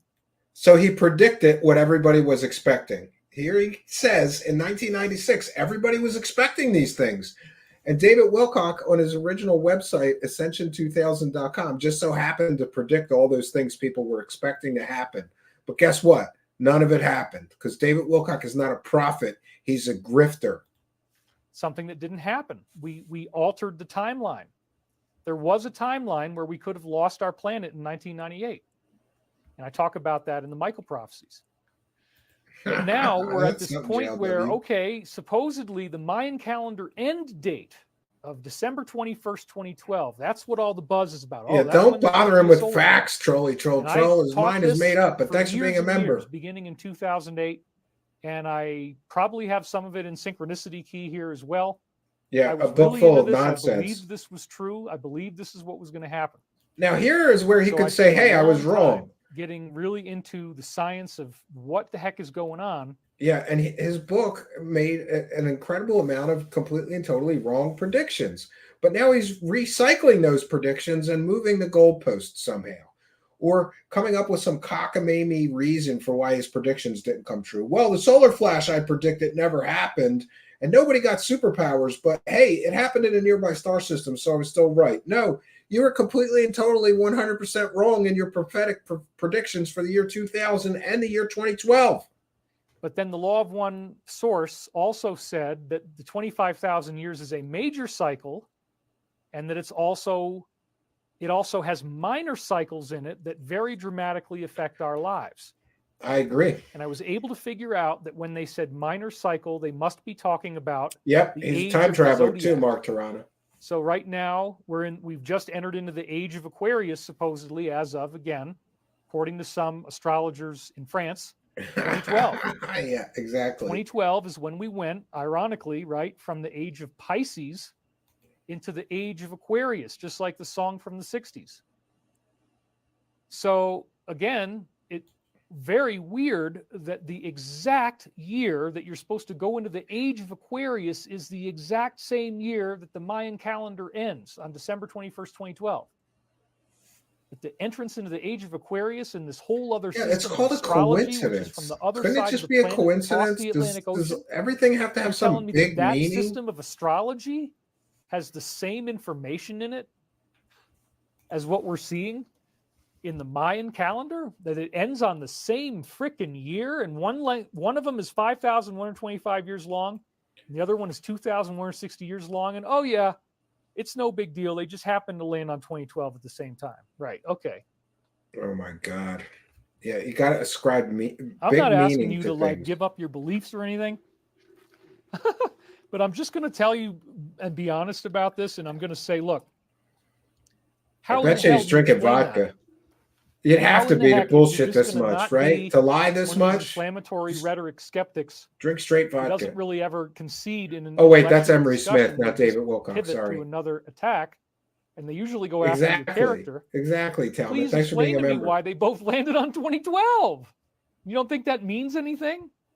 And then you find out, wait a minute, you take the age of the zodiac. Now he's going to do a bunch of math to try to make this make sense, right?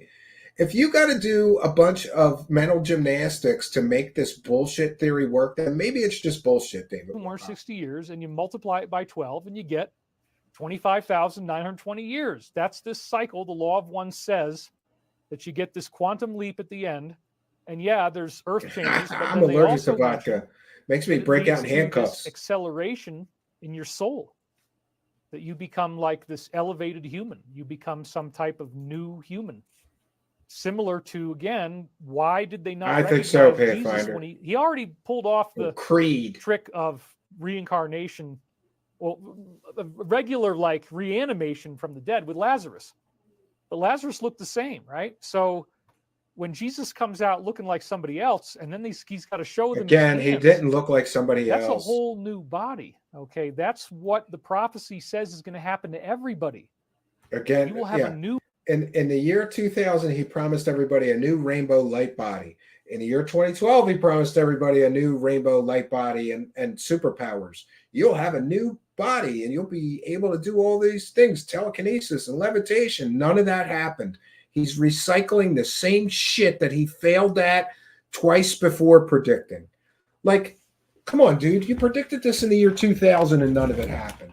Then you predicted it would happen in the year 2012 and none of it happened. Now this is the third time you're predicting the same thing is going to happen soon. Body, it will be a light body, and it's activated by this solar change. So that's what was really fascinating. The Law of One was taking a concept that I thought was so esoteric there could be no science. But he had a behind it, the beatified concept of body, ascension or rapture in the Patty. Bible, like the concept of what Jesus appeared as during Easter, right? And I'm thinking to myself, okay, it doesn't really make any sense. Well, that I this- agree with him. This doesn't They're make any saying that sense. something big is going to happen to Earth. There would have to be some corollary scientific data that we can look at that where we say, yeah, I can get it. Okay, that makes sense. Now he's going to see cite a how that source explains and invent why a meaning. Something would happen. So I figured just on a pure level of regular science, any type of regular science, if you're going to change into It's something amazing. else, you I got to can't have believe an it, Flubber. energetic shift. There's got to be a The surge world's in worst energy. If psychic. we're going to change into these light bodies, the amount of energy in us has to go up somehow. And that was what got me into Richard Hoagland's world in the first place, is we did this whole paper on interplanetary You're right. climate change. Glorified, not We beatified. came up with I apologize. 127 references Glorified from body. NASA That's the term they generally showing use. Glorified that our body. entire solar system is going through this massive energetic charge up. And that massive energetic charge up is visible in terms of the brightness increasing, the magnetic fields increasing. They get these new aurora borealis outside the planet. They get these plasma clouds. They're getting more volcanic activity, more heating. They're getting, again, global warming on Mars. Mars ice caps are melting. Venus got 2,500% brighter on the night side just since the 1970s. I don't know where he's Jupiter getting had these an facts amazing amount from. of stuff going on. Same thing with Saturn. Same thing with Uranus. Uranus gives substantial brightness increases. I never Neptune heard is somebody going- call the planet Uranus Uranus. He's the first person I've ever heard say Uranus. But in any case, he talks a lot in the coming section about these cycles where like planets are heating up, planets are cooling down. There are solar cycles, and that's nothing extraordinary. That's nothing new age. The sun has different periods of power output where sometimes it's putting out more electromagnetic radiation and heat energy, and sometimes it's putting out less. And certainly that would affect the planets in the solar system. So he's ascribing some big, deep, meaningful thing to a totally natural occurrence. Staggering brightness increases. Pluto is heating up even though it's moving away from the sun. Earth is getting all kinds of weird stuff. This new noctilucent That's cloud supposed to be formation. flag saucer, There was a Stormcrow. new Shut belt. up. They actually call it new belt. Showed up in 1998 in the Van Allen belts of our Earth, and it's interstellar material that doesn't usually show up on Earth. We've had a 400% increase in earthquake activity, 400% increase in volcanic activity. Again, those things are cyclical. Natural It doesn't disasters. mean It has anything, nothing to do David. with, climate change is not going to be happening whether we're here or not. It's going to still be going on. So no matter what we're doing to the Earth, there is some big cycle dragging the whole solar system through this. And again, all of these different planetary observations unilaterally show us they are leading up to Oh my God. energetic charge distribution, a sort of an arc out from the sun. This is all Planets are stuff he getting hotter and predicted in the hotter year and hotter and hotter. 2000. They're getting brighter Didn't and happen. brighter. They're doing all He this weird predicted it stuff. in 2012. It's gonna Cataloged by happen. NASA. This is one of the things I How many times are you going to built my predict whole career and anything? reputation It's not on going to doing all happen, this science. David. And it's freaking mind-blowing. Because where is this going? What is going to happen when the sun when our solar system reaches a certain energetic level? Because the planets are just getting, they're getting hotter and hotter, like something's going on. Well, the answer again would be the sun could have a coronal arc discharge. It can release a bunch of energy all at once, and then it can relax again. Yeah, But and in the that also process, our happens solar from system time is to time. transformed, and this is a biologically active transformation. Oh my It God. changes who you are as Again, a soul. Pseudoscience. Activates this light body that got me crying when I was thinking about it in the There- Matrix. There's no proof. That's an example of the moment he stands up and he can stop the bullets. It's just so. There's no proof that any activity of the sun affects human souls or charges up human souls or any. There's zero, no scientific evidence. So this is all pseudoscience, gobbledygook, new age spirituality nonsense derived from trust me, bro. So freaking awesome. So again, I'm looking for the solar flash, right? And then I stumble across one of my greatest eurekas of all time. This was his greatest eureka. Wait to hear Came this out of shit. the understanding that the 25,000 year cycle is caused by our orbit around another star, which is very likely to be Alpha Centauri. Alpha Centauri has the two Alpha Centauri stars, and then it also has a little guy called Proxima Centauri. He's a lot smaller, And that star, Yeah, which it's a again, red we're dwarf. right next to it, 4.27 light years away, Proxima Centauri, the little guy over here, had a solar flash at the same time that we were Yeah, supposed he to stole have that one, from Buddhism. December 21st, Patty. 2012. The light didn't get to us until March 2016. I think it was March 17th or something like that. I calculated the dates. I've done that. Again, it's in this video that's available at thedisclosure.com. And Talk about that it's in a not the minute, same but I date. did all the math, and it's also in several of my YouTube videos in the past. It's not the same dates. So now he's going to say, well, you know, the solar event happened in a nearby star system on the same day I predicted it. No, your math isn't even right. Do the math again, genius with a 180 IQ. It was days apart, right? And it was a whole different star system than you predicted, right? This is ridiculous, right? Wesley Curry, you shall be tempted by Satan with $32,523 to be branded with a barcode called the Omni Mark. Tell the vision from Jesus, and you shall not need the Omni Mark. Okay, if you say so.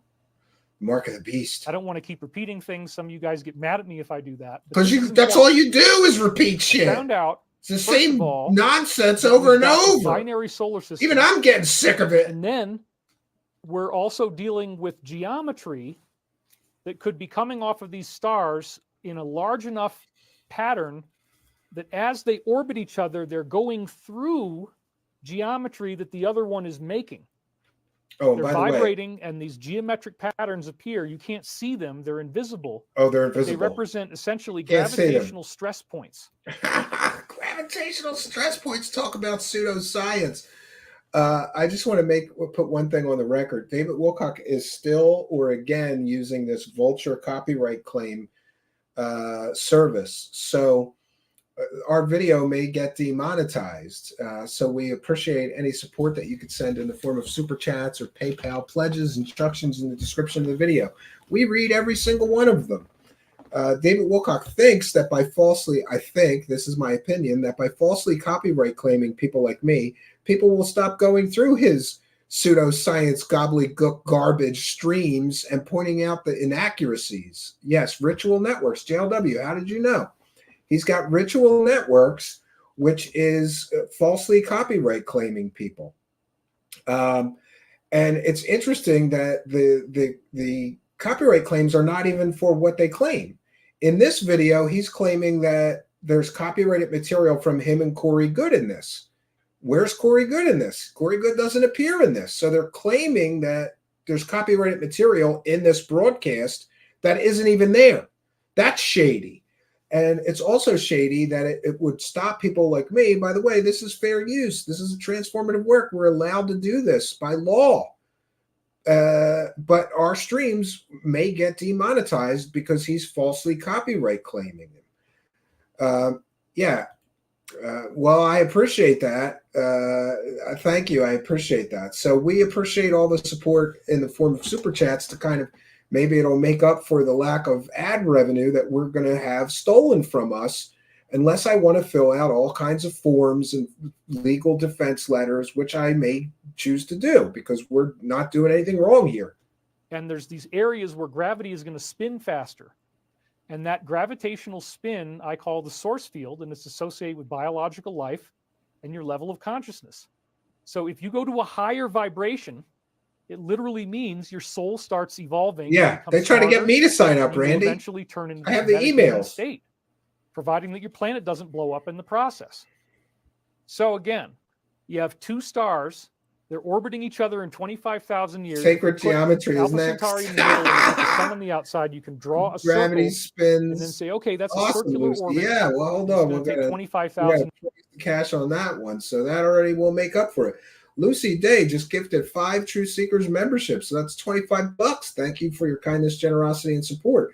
And for those of you who are just lurking here, you really should smash that subscribe button because when people gift memberships, YouTube just randomly gives those YouTube memberships out to subscribers who have not yet become members. So if you click that subscribe button, you may get a free membership courtesy of Lucy Day, who's also a member. Thank you for your kindness, generosity, and support, Lucy Day. Longtime show supporter. We appreciate you. Thanks for appreciating us. Cash, raise the cash, raise the cash. All right, we got to try to get through this, man. Years to go through that orbit.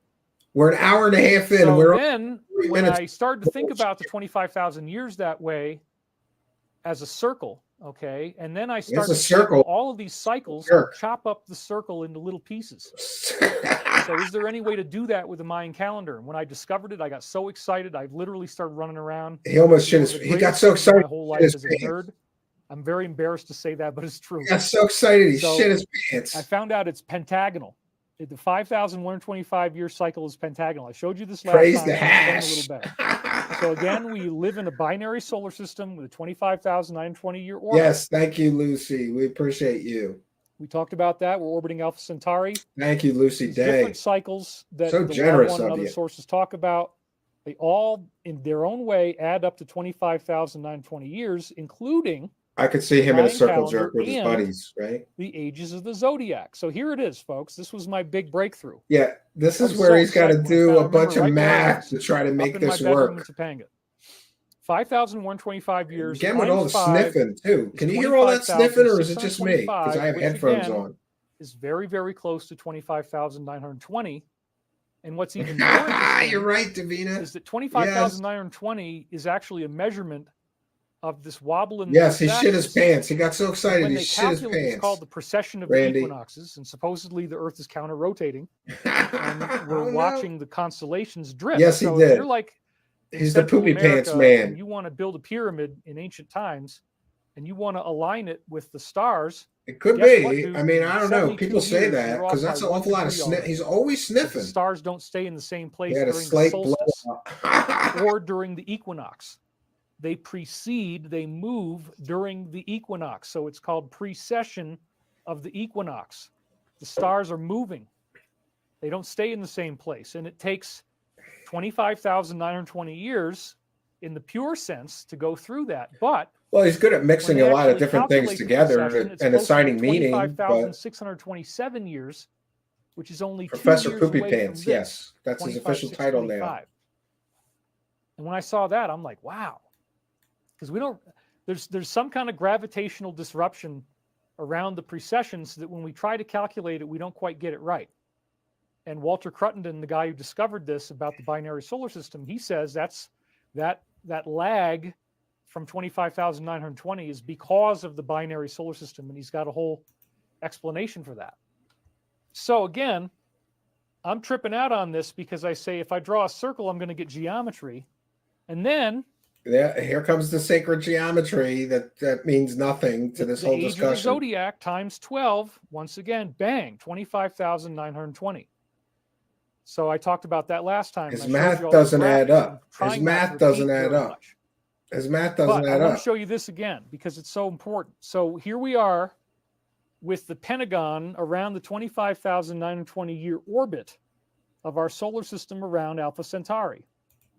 And if you add in this period, you're right. It's just a bunch of disconnected nonsense. Years, like, listen to this. Well, it's so God stupid. Chops up that circle into 5 different pieces, and they're all exactly 5,125 years in length. He gets clogged up. I just said, and sometimes he just shits his pants. I guess. Boom, yeah. It's right next to the same number, so this actually works. You can actually do this. Smarter than this clown, I would think. Chop it up into 5 pieces like this, and there's your Mayan calendar. And what I'm actually visualizing as I see this is the geometry, but also 25,920 toilet trips. Thomas Robinson. That's another thing that's really important that I didn't get into last time. Is that when you're looking at the geometry, all of these different geometric patterns that I discovered can be made with close packed spheres. That means you're taking spheres and you put them together into a little matrix pattern. Okay. So the close packed spheres in this case, again, that is the Mayan calendar pentagonal that's pattern a circle with that we see 5 other circles so inside as we are orbiting this other star, this is 25,920 year orbit, we're actually going through those 5 spheres that I just illustrated for you. But no, we're not. No, we're not, David. Works, You're just making this up. Is that there's spheres that make up these shapes, but then you can connect the outside midpoints of the Isn't it spheres, funny that none of the, no the like outer point that's right on the edge. no like astronomer found this, no like astrophysicist found any of this, but David Wilcock did, right? Isn't that a little weird? Like, I guess every scientist on Earth is wrong, but David Wilcock is right. The guy who's been right about us getting light bodies and superpowers in the year 2000, right about us getting telepathic telekinesis and levitation superpowers in the year 2012, and a big solar flash event changing us and all of us going to ascend to higher beings in 2012. Yeah, the guy who was right about all that is also right about this nonsense. And every astrophysicist, astronomer, scientist, NASA scientist, none of them discovered this, but David Wilcock did. Or this is all bullshit. And you get geometric patterns. The geometric patterns are made out of smaller spheres packed together. They're all the same width and diameter. And what's interesting again, if you have, I must, is that, like, I must not have the brain matter in the Mayan calendar, to understand this, because he's so I much want you to smarter imagine than now everyone. we're starting at the 12 o'clock point and we're following the movement of the clock hand. And then what we're seeing is that there's a sphere that we go through, and then there's another one, and we go through 5 spheres in 25,920 years. But what if I said that the actions that you had on each sphere are etched into it like a stylus, so that when you go to the next sphere, Where is he you're getting all displaying this over from? the same pattern again? He's got a picture of circles in the really circle. weird things about this science is that This history isn't is science, repeating David itself. Wilcock. This is bullshit. This is not science. But then the Mayans are charting this Mayan calendar cycle, which is built off of these 5 spheres. And again, that would be The Mayan calendar did not say anything about structure. this. It's actually a dodecahedron. The Mayan calendar says nothing about any of this. He's just making up shit, and this is fake facts. This isn't science. This isn't history. This is fake pseudoscience facts, David Wilcock. Between Alpha Centauri and our sun. I'm saying this actually exists in space as a gravitational force field. Hey, thank you, Thomas Robinson. The Maya were calculating that cycle, and they call it the 5,000. Oh, see that? We've already made up for our lack of potential ad revenue for this stream. Thank you, Thomas Robinson, for a kind and generous £4 super sticker. Thank you for the kindness, generosity, and support. And thank you, Lucy Day, for gifting 5 memberships. Thank you, guys, for helping us to praise the cash. Praise the cash, praise the cash, praise the cash. All right, we'll keep it going. And we thank each and every one of you. For those unaware, we read every single super chat and thank every single person. David Wilcock is using a copyright claim service called the Ritual Network to falsely copyright claim anybody doing commentary on his live streams full of nonsense. 125. And by the way, we're going to keep doing it, even if I have to do it for free. But we appreciate you, the viewers, helping make up for that. Years. And then they're expecting that we're going to go into the 5th root race. Some outrageous thing is going to happen to all human beings. Gift of the grift. At the end of this 5,125 year cycle, which we're expecting December 21st, 2012. Mayan calendar prophecy says the activation of some type of new human. And then, of course, solar flash, but then we didn't have that. Yes, so he was completely and totally wrong in his predictions, both in the year 2000 and in the year 2012. Now, let's listen to his convoluted explanation for why he was so completely and totally wrong in his prophetic visions. It happened on Proxima Centauri, but it didn't happen here, nor did we have a pole shift. But there was a pole shift that started in 2001 and peaked in 2013. And no, then it was stopped. partial. It was partial. It's as if the whole poles move a little Mayan bit. calendar disaster prophecy It's nothing special. True, but we didn't have a catastrophe. And that's what the Michael prophecies actually said. So there is going... No, the Michael prophecies, he claims to have been given to him in like the 90s, right? Then why did he falsely predict things in the year 2000 if he had the guidance of the Archangel Michael? Why did he falsely predict things in the year 2012 if he had the guidance of the Archangel Michael? He's not speaking to the angels, because angels wouldn't give completely and totally wrong information. That would mean David Wilcock fails the test of a prophet. and he has several times now. He's also claimed in his Michael Prophecy's first book that Corey Good's information was accurate. And then 2 days later, those depositions came out where Corey Good said, yeah, I've never been to space and I made up those stories. So again, the angel's been wrong 3 times at least. So David Wilcock is definitely not in communication with angels. Maybe demons, because they would deceive people and give them false information, but not angels. Going back to the slide now, we're going through these 5 spheres, and each time we do something on one of them, it etches into a record album, if you will, and it's psychologically influencing us in the next cycle. We don't have to repeat the pattern, but we're going to have the same kind of setups, the same type of wars. You're right, Thomas. According to the Edgar Casey research, we reincarnate with the same people over and over again. Has he? I don't know about that. Soul family. It's usually between 20 and 40 people that keep reincarnating with us over and over again. Actually, the more advanced your soul is, the more look at that size your soul family has, the more members it has. Thank you for a few but things. Everybody seems to have these soul families. We want to thank Talmud for a few things: being a member, being a longtime show supporter, and for this kind and generous $25 super chat. Says, take your strikes and flush them, Will Plop. There you go. Now we've more than made up for any lack of ad revenue. We appreciate every one of you. We will read every single super chat until the end of the broadcast. Thank you all for your kindness.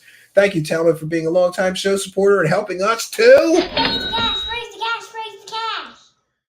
Music to my ears every time I hear the Cash Clam praise the cash.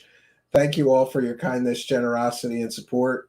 Thank you, Talmud. Let's continue on our journey of bullshittery. Families.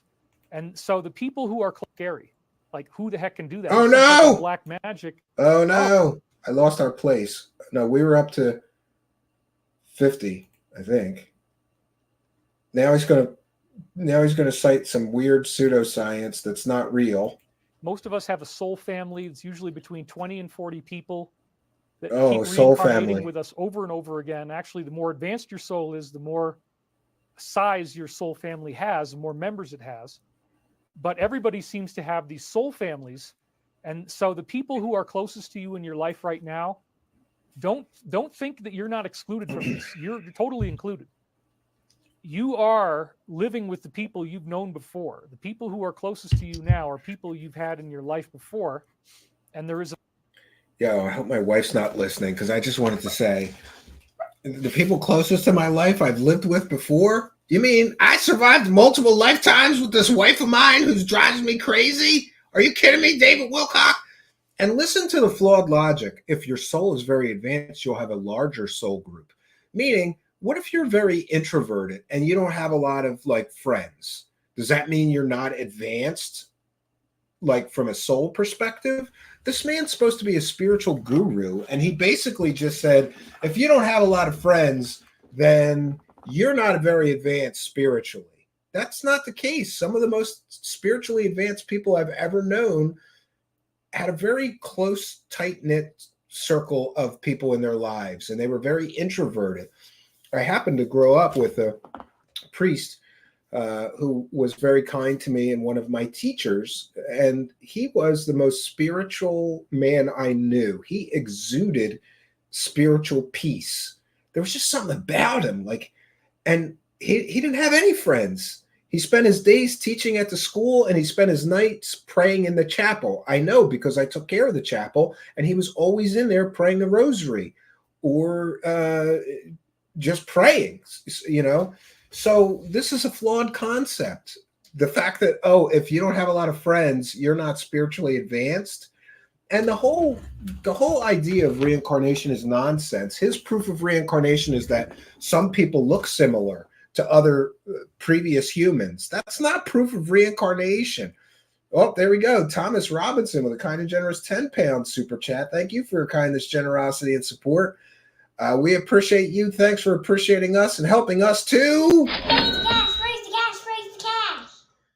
Music to my ears. Keep making the cash clown praise it, friends. Thank you, Thomas Robinson. We appreciate your kindness, generosity, and support. Lucy Day says he's so simple-minded. I can't say I disagree, right? Uh-oh. It's a place that we go to, the afterlife state, which I talk about extensively in the book, with all the scientific data from Dr. Raymond Moody and these Yeah. afterlife studies. I mean, it's Yeah, fascinating. and that's another thing. Most of his crowd is like old ladies. And is it a coincidence that he's going to tell the old ladies what the afterlife is like? They're at the end stages of their life and they're scared and they're worried about what comes next. But don't worry, for $333, he'll give you some comfort, just like televangelist. That everybody experiences near-death stuff where they go through the tunnel, they Nope, go to the light, not they have a everybody. life review. Factually inaccurate statement. There's a whole Nope. 10 or 11. Nope. I have a friend who went into cardiac arrest and he had no breathing and no heart movement for several minutes. And so I asked him, like, did you see like the tunnel and everything? He said, nothing. I saw nothing. Black, nothing. I'm like, are you sure? And he was sure. There's multiple examples. He just said everybody experiences an NDE or near-death experience. No, there's multiple examples. You may even know some people personally in your life whose heart stopped or they stopped breathing or whatever, and they experienced nothing. There is multiple examples of people who are clinically dead and have no recollection of any near-death experience. But he just said everybody. It's these generalizations that help him sell the grift. 11-part sequence that everybody goes through. It's pretty much the same. And almost anybody can get reverted into the in-between. I agree, life King state James. I have a small circle, but with I have hypnosis. So good Dr. people in Michael my life. Newton wrote Journey of Souls, Destiny of Souls. Those are the two books you really need to read if you want to learn about this. And he finds that all these different hypnotic subjects, he knows exactly where they are in the afterlife when he's hypnotizing them based on what they say. Yeah. So we're going to Jesus accept somehow. We're going to accept the testimony of some nutter that's hypnotizing people and asking them about their time in heaven, right? No, that's pseudoscience, gobbledygook nonsense, David Wilcock. It's not facts. It's not science. It's not real evidence. It's new age garbage. Now dies and his body is dead, but then he comes back looking different. That's the new human. Could be That's being XXX. born again. That's what supposedly, according to Michael prophecies, is going to happen to all of us with this non-catastrophic solar energy release. So There you now we're gonna go. get to the next thing. That's proof that There is a solar with numerology, flash you can connect every time anything. we hit one Pineal of these Power nodes on the Pentagon. Podcast. And I, again, Well, God did bless a you, bad if you job of believe that. explaining this to you, so I'm going to do a better job this time. The glaciologist, Dr. Lonnie Thompson, discovered this. Here he is. I believe this is a real photo in front of one of these glacial deposits Looks that photoshopped he to was me. taking ice core samples from. So again, this is the headline. Yeah, of he's selling the photograph book right way now, back in the day Pathfinder. with bad- $333 for probably it was 7 like books of nonsense. Netscape or something like that was the browser I was probably using. Major climate change occurred 5,200 years ago. Evidence suggests that history could repeat itself. So then I went there today to the same link, which I'll show you right now. And this is what it looks like now. So they definitely cleaned up their web design. I'd say this is definitely a huge improvement. You know, all this is like Times New Roman and some bolding and italicized. You know, but this is like a lot better. It's sans serif. It just looks nice. Oh, just So again, so now he's going wait to a minute. connect climate change to his stupid cycles. Listen, climate changes are cyclical on Earth. We've had ice ages, we'd have warmer times. You know, these cycles are known in history. There's nothing spectacular about that. And by the way, I just want to share this. There's some David Wilcock fan very upset at us in the live chat. He says, "This isn't David's channel. What is this video doing here?"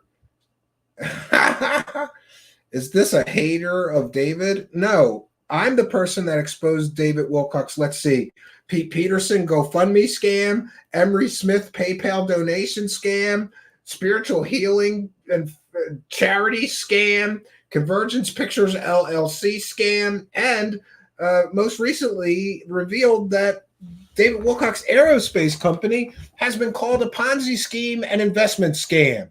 That's who I am. Not a hater. Not a hater. We just like the truth, and we like people to be well informed before shelling out $333 to a new age guru scamming grifter who claims to be talking to angels who are telling him to take baths in his own piss. Right?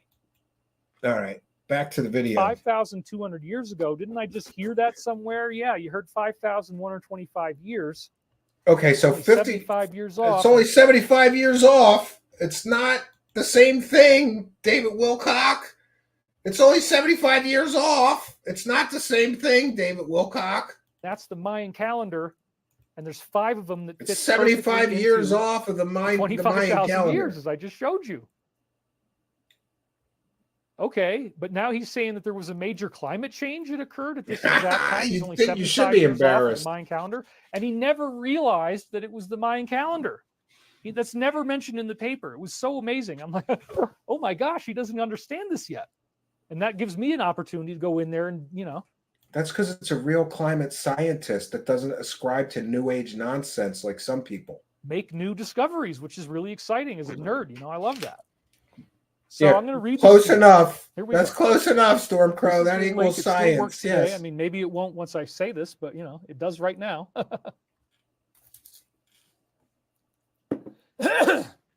Glaciologist Lonnie Thompson worries that he may have found clues that show history repeating itself.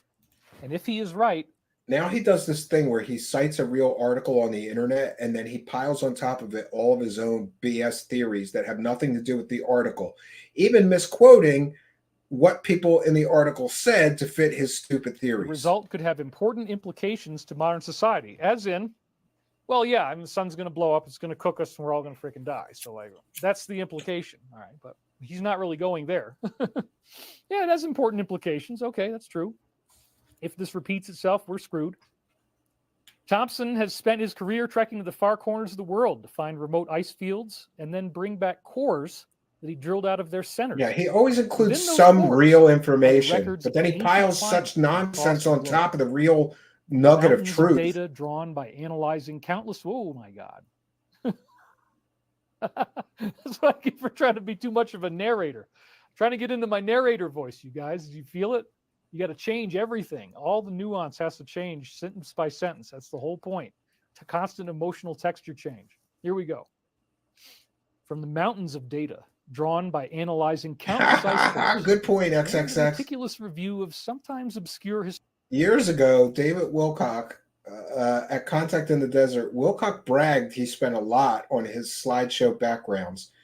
This is the same ones. Yeah, so he's just recycling the shit from 2012 and the shit from the year 2000.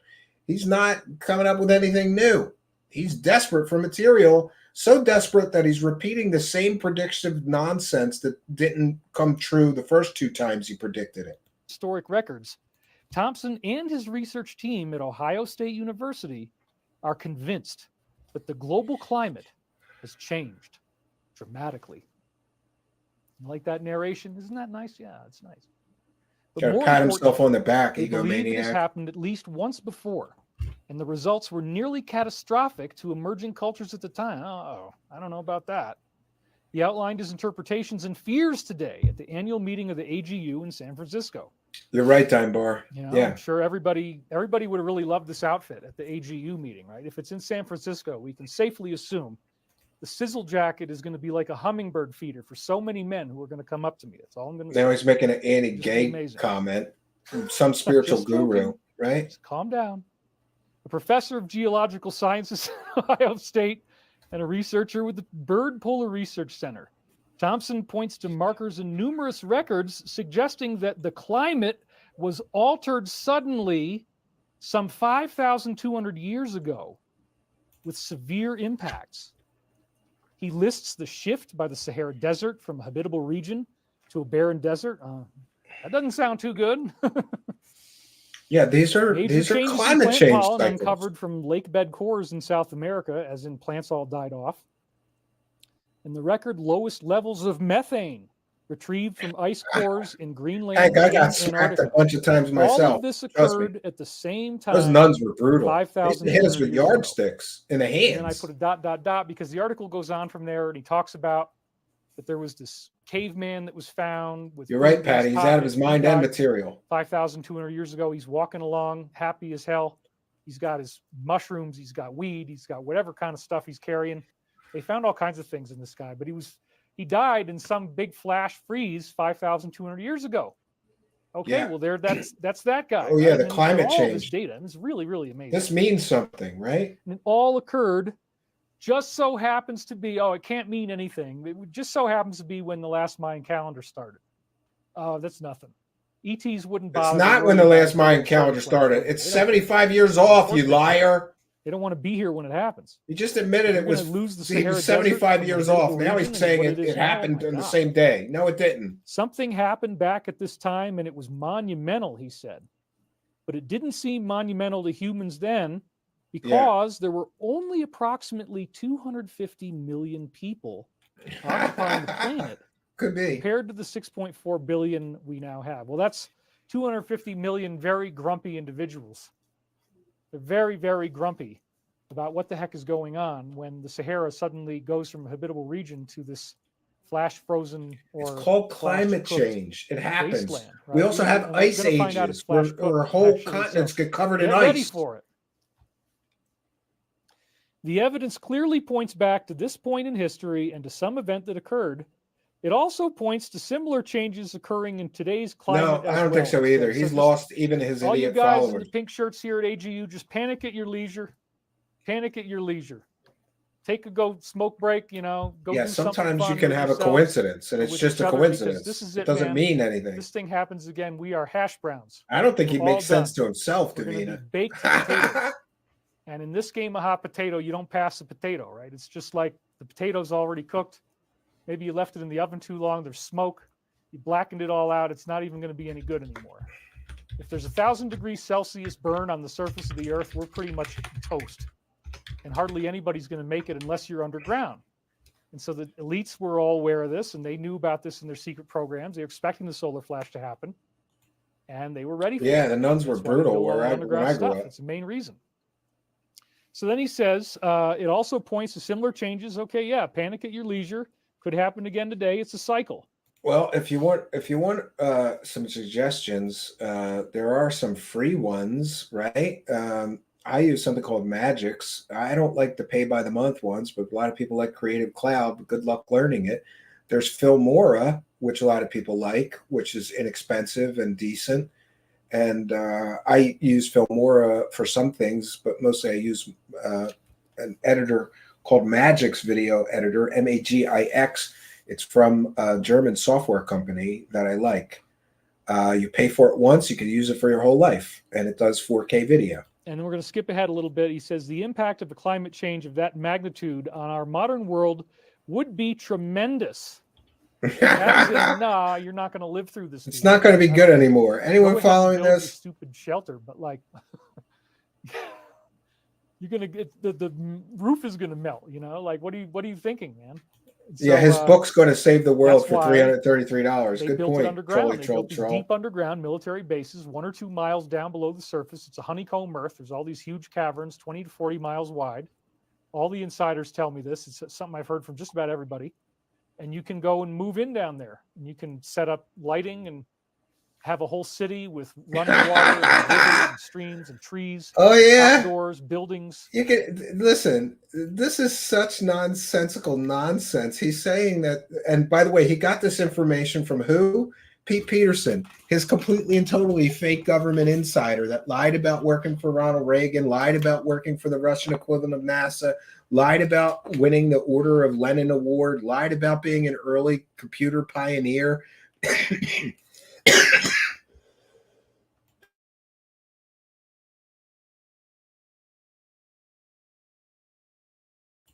Pardon me. That's who he got this nonsense from. There's whole cities underground with forests and trees and animals and a false sky that's holographically generated. No, there isn't. Show us a picture. Show us proof. Go down in one. Make a video of one. This is nonsense that doesn't exist from a fake fraud government insider that was a complete and total fraud. And he's repeating it like it's completely and totally facts and real. Birds. It looks like it sort of looks like you're on Earth, except that the roof is made of some type of holographic projection of a sky. If you told, yeah. If I told my dad and none hit me, he'd hit me again. Why'd you make her have to hit you? You can also hear the fans running all the time. And there's also kind of an oily smell in the air all the time. But other than the sound of the fans and the oily smell, I agree, you kind of JLW. feel like you're on the surface of the Earth when you're down there. And they wanted to live in these places. There's apparently 225 of them or something like that. There's 225 bases. So again, the impact. You can't show us one of them, but there's 225. And there were classified projects in the government where they'd already found this evidence that he rediscovered about the ice cores and stuff. And they knew it was going to happen. Please go down in one and don't come back, says Stormcrow. So they were preparing to just have everybody on the surface get cooked, and they would hide out underneath. That was the whole plan. Yeah. And this is where it really gets interesting. I agree, Dunbar. Thompson believes that the 5,200-year-old event may have been caused by, oh my God, a dramatic fluctuation in solar energy reaching the Earth. Yeah, I would say that. So what Wilcock does is just go find things that fit his nonsense theories. He didn't like make his theory based on actual science. He made up a bullshit theory about solar flashes and getting superpowers. Then he goes out and tries to find science-y or, real science-based articles. Listen, there is always fluctuations in solar energy from year to year. Sometimes there's cycles that last a certain number of years, and then the cycle changes, and the solar energy changes again with the amount of power output and thermal energy and radiation that the sun is putting out. That's not proof of all of this nonsense that he's talking about. That is the real science, that sometimes the sun puts out different amounts of energy every year. That has nothing to do with all this nonsense that he's talking about. So he's trying to ascribe real science to his fake pseudoscience. Dramatic is a word we could use, Catastrophic might be a better one. I mean, it's certainly not like you're going to live through this, right? This is utterly that's true, catastrophic. If the Sahara turns into a desert and Iceman is toast, what happened? Evidence shows around 5,200 years ago, the sun's output first dropped precipitously, and then oh my God, it surged over a short period. Yeah. All right. And that's a solar flash, isn't it? Right? The scientist in the article never said it was a solar flash. He just showed you what that scientist said. There was a drop in solar energy followed by a short burst or increase in solar energy. That he never said solar flash, but David Wilcock is going to tell you that scientist said solar flash because he's trying to push his solar flash grift again for the third time. It wasn't true the first time in the year 2000. Leading up to the year 2000, he was pushing it. It wasn't true leading up to 2012 when he was pushing it. But now he's pushing it again as if it's true. Third time's the charm, right? And what kind of a psychic needs to keep moving the goalpost? Oh, it's going to happen in the year 2000. No, it's going to happen in the year 2012. Oh, it's 2024. It'll happen soon. Third time's the charm. What kind of a psychic needs 3 bites at the apple? That's a solar flash. Holy crap. It's not a solar flash. He never said it was a solar flash. It is this huge solar energy oscillation that Thompson believes may have triggered the utterly disastrous climate change he sees in all those records. They could have. He says the evidence is clear that a major climate change is again underway. And remember, what did the title of the paper say? It said, evidence suggests history could repeat itself. Convote. He was hinting at the idea that it was cyclical. LARP Angel Michael is all the evidence Wilcock needs. So when we go back to the diagram I showed you before, we have a pentagonal structure of the Mayan calendar in a circle. The Mayan calendar divides the circle of 25,920 units. Yeah, exactly, Troll. You're right. He always takes credit for things that he shouldn't. Sorry. So there's this 5 pieces of 5,125. And that every time we reach the end of the Mayan calendar, the last time we did, what happened?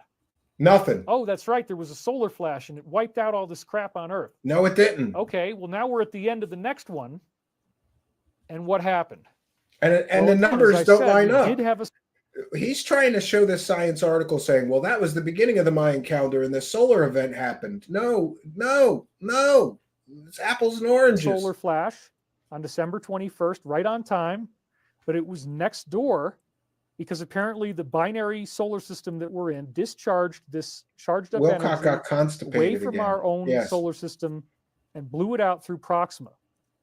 So as I was saying before, this is from You should just go to Sacred Taco Science Bell if you're Michael. constipated. There are That'll fix 11 that. documentaries where I go into way more detail Here's the about this pitch. stuff with incredible. Here's the pitch. Now he's going to pitch 11 documentaries, 10.5 hours of content like this.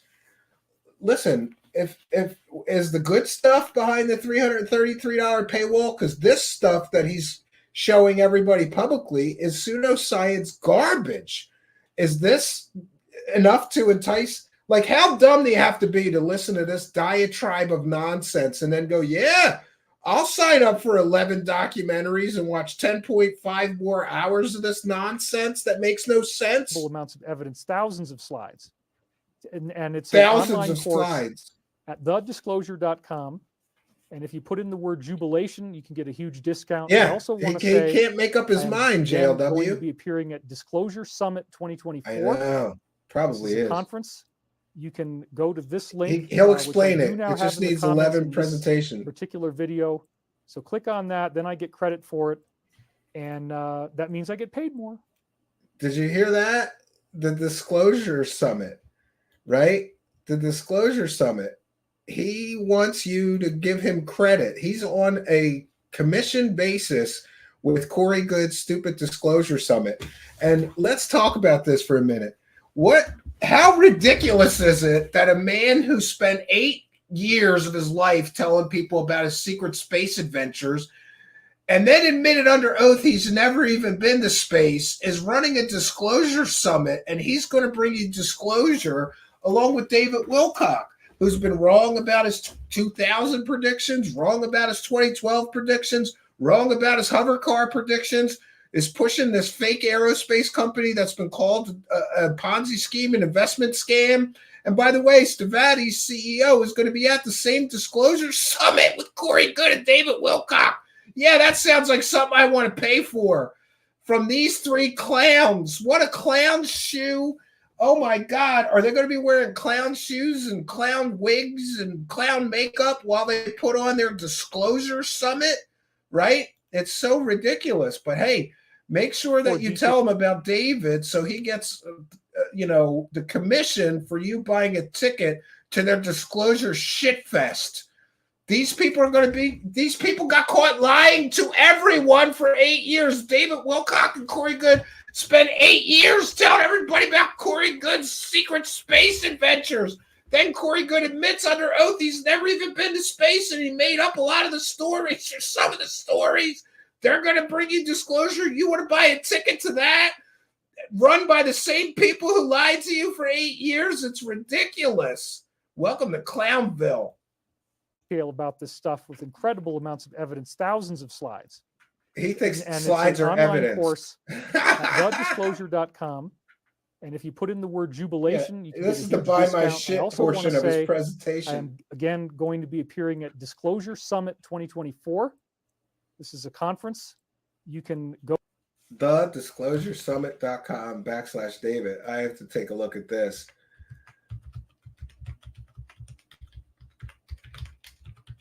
We'll check that out. I don't know if that David specific. Oh no, but if you go to the featuring David, right? Oh man, look at this bunch of losers, right? Oh my God. And of course they have an email funnel, right? A gathering unlike any other with Corey Good and David Wilcock, the same two clowns that lied to everybody in the UFO community for 8 years, telling everybody about Corey Good's secret space adventures. And then again, Corey Good admits under oath he's never even been to space, right? But now they're going to bring you disclosure. This is a money grab. And look, there's the Stavati CEO. I don't know some of these other clowns, right? But let's click Save Your Seat today to find out how much they're charging for this shit show, shall we? It's $400 to attend, right? Or $111 for live stream access. Or you could get VIP seating, a full pass for $799. $400 to listen to Corey Good and David Wilcock lie to you some more? Wasn't 8 years of lies from David Wilcock and Corey Good enough? Who is stupid enough to pay them another $400 to lie to you some more? Wasn't 8 years of lies enough? This is so stupid. And I just got to say that anybody dumb enough to believe Corey Good has secret information that he's going to disclose at his disclosure conference, or anybody dumb enough to believe that David Wilcock is going to disclose secret information to you at their disclosure conference, you deserve to be ripped off. You deserve to be conned and scammed. Let's get back to the video. Go to this link, which I do now have in the comments in this particular video. So click on that, then I get credit for it. That's funny. That means I get paid more. So just bear that in mind. That means I get paid more. So this is a first live event I've done in so long. I mean, I just was like, with all the threat profile and the fact that I'm doing aerospace now and stuff that I've heard people. Yeah, his constant claim is that he's under threat because his fake information is so important. People are threatening his life.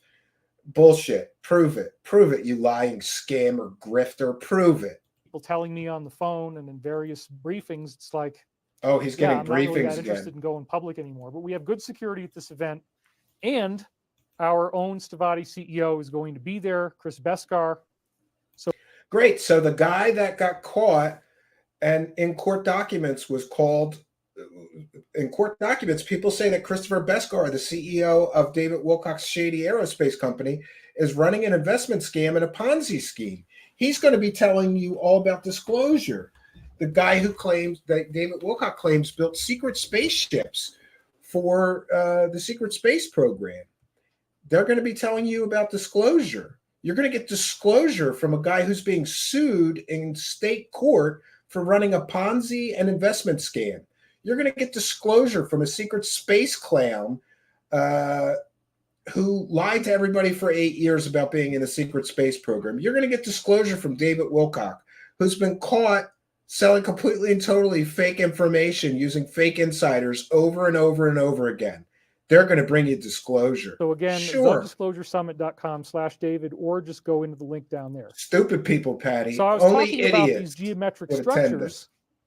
And the geometric structures, of course, not only affect this binary solar system where we're seeing a huge pentagon. No, better not do that. We can't encourage that kind of behavior. If we take Walter Cruttenden's theory that the 25,000 years is caused by a binary solar system, which I believe is true.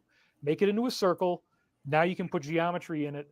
The geometry, in other words, connect dots that aren't there and don't exist. Pentagonal geometry gives you the Mayan calendar, and the Merkaba geometry gives you the ages of the zodiac, as I showed you last time. You take the Star of David, and you put the midpoints in there. Yes, and you got he was attacked by a terrorist cutting in line. 12 ages of the You zodiac. get free water.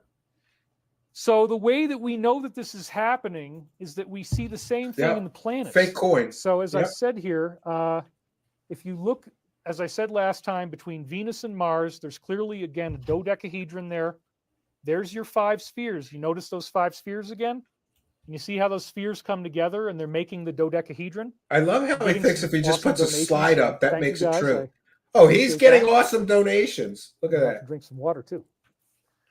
So look at this for a minute as I drink the water. Oh, yeah. Let's all look at it while he clears his parched throat. Right? What we're seeing here on the top is the relationship between the diameters of the orbits of Venus and Mars, if you make them not elliptical, but you perfect them in a computer and you turn it into a circle. Now, he was able to do this, John Martineau, the author of this work. And here's the thing. The orbits of the planets are not circles. They're ellipses. So why would you change the orbit of the planet to fit a stupid pseudoscience theory that's not real? Yeah, that's why you would change it. The orbits of the planets are ellipses or elliptical. They are not perfect circles. Was able to do this with modern computer technology. How did they know it back during the time of, Copernicus? And they likely didn't. This is not new stuff. Copernicus was trying to solve the solar system as a geometric pattern and see that the planetary orbits were spaced from each other according to these geometric relationships. So he wasn't able to do it because he didn't have the right computer. Yeah, he did. But then in modern times we did. And so when you make them into these spheres, the orbits are now the diameters of spheres. This is another really important point. In the Could be old right. way of looking at the solar system, we see the Could be planet, right, JLW. and we think about it like an electron going around a nucleus. It's just one object. It's this solid piece of matter. Could be, nothing else Patty. there. Now I want you to see, as you see these diagrams, that the planet itself is. But he basically claimed that they were under attack at contact in the desert because a few critics were allowed in the room who sat in the back and didn't say anything, right? Or, you know, another show host that actually asked questions, right? One point. That's a terrorist on a attack. giant sphere David that Wilcock. moves with the planet, a sphere of energy in the entire planet's orbit. That's what it's drawn by. That's the diameter of the sphere. Pretty close, Stormcrow. There is a sphere of energy that moves with the planet as it's moving. Okay, and so all of that plasma. Well, they're $500,000 in moving at debt, the same so time I the doubt it. planet does, and there's lots of great stuff in Sacred Science of Michael where I show this. Like in Jupiter, look at the Trojan asteroids and the Hilda asteroids, and notice how they're in a big triangle. Okay, go look that up. Look up an animation of Jupiter's Trojan and Hilda asteroids, and watch how they all flow through a triangle. How What the many hell is a different triangle for? Nobody ever tells you that. disparate things is he going to bring Geometry, in? Geometric. So far, he's mixed the hero's journey with Mormonism, with Jesus resurrecting the dead, with the Mars, the face on Mars, the pyramids on Mars, fake geometric patterns that he created out of nothing, the Mayan calendar, the age of Aquarius. Now he's mixing in asteroids. Oh, and let's take the orbits of the planets and make them circles instead of ellipses. Like, how much disconnected nonsense is this? It's just all disconnected nonsense. None of this makes any sense. That's what you get in the wacky world of Wilcock. To this guy, this all makes sense. Or is this just like, maybe I ought to try something. Maybe I ought to try smoking myself. Oh, I was going to use a bad word that you're not supposed to use anymore, the R word. Smoking myself silly and then see if any of this makes any sense. But do you ever notice, like, you know, when I was younger and used to indulge more in things like cannabis, I used to get all hopped up and then listen to things that I thought made sense. But then if I listened to them again when I wasn't high, I was like, this is all nonsense. Maybe that's what his catered audience is. Just people who have smoked themselves silly and think that this really means something. They're in a deep state or something, like, oh, this is so deep. Yeah, Mormonism and Christianity and solar cycles and all this nonsense. Flow of gravity that captures all these asteroids and forces them to flow through these triangular patterns. So John Martineau's work, which I go through again in the Sacred Science course, I go through all the planets in the solar system, and most of these alignments, when you do it in a computer, they're 99.9% perfect. It sounds like the voice of experience. Dimebars says, no, smoking lots doesn't help Wilcock's theories. Okay, between Venus and Mars, you got a dodecahedron. Who do you steal Between that? Earth and Mars, you've got an icosahedron. That means the diameters. We've cracked the code, Talmud. Are now sphere diameters, right? And when you look at how the spheres are related to each other, you can fit these close packed spheres inside. So when we see up in Venus and Mars, sure enough, there's a bunch of these round circles inside. Maybe that helps, circles. Daisy B. Those are Welcome. the close packed spheres that make that dodecahedron. So when I was showing you the Mayan He calendar, thinks an old retired inside the person's going circle, to and I kill him showed at an you 5 event. little circles. Those are the 5 little circles inside that pentagon that you see up at the top. You see how there's a pentagon there? And it's got lines coming off his of it. fluffer. It's kind of in the middle of the He's his circle fluffer. inside. Mike Wachowski is the that- fluffer. You know what a fluffer is? He's the guy at the porn. When they make porn, there's a person whose job it is. I don't know if it's a man or a woman, but it's called a fluffer, and that's the person's job is to keep the guy hard. That's what Mike Wachowski's job is, to interview Corey Good and try to help everybody get their disclosure boner from Corey Good's fake stories. That guy should be ashamed of himself. See, he has a wife and children, and he's helping Corey scam people. There, I said it. You know, get a real job, Mike Wachowski. Who wants to pay money to see that guy, right? He's just he's just Corey Good's fluffer. He's just there to help Corey Good give everybody disclosure boners and help Corey Good collect money from nonsense fake stories, right? That's my opinion, and I'm entitled to it. Pentagon, you see there's 5 smaller circles. Well, that's exactly what the science is. And so what I'm saying is in the cycles of history, I think that guy's the fried. events He that probably had a happen lot in of history on LSD. one sphere within But the that's rumors and geometry speculation. carry over to the next one and all the others. They're all holographically interconnected, and it's all the hero's journey. The sphere tells you the hero's journey. That's what's so weird about this. So again, this is very, very fascinating, and it turns out... Daisy, you want to hear my joke of the week? Every week, Daisy, I'm trying to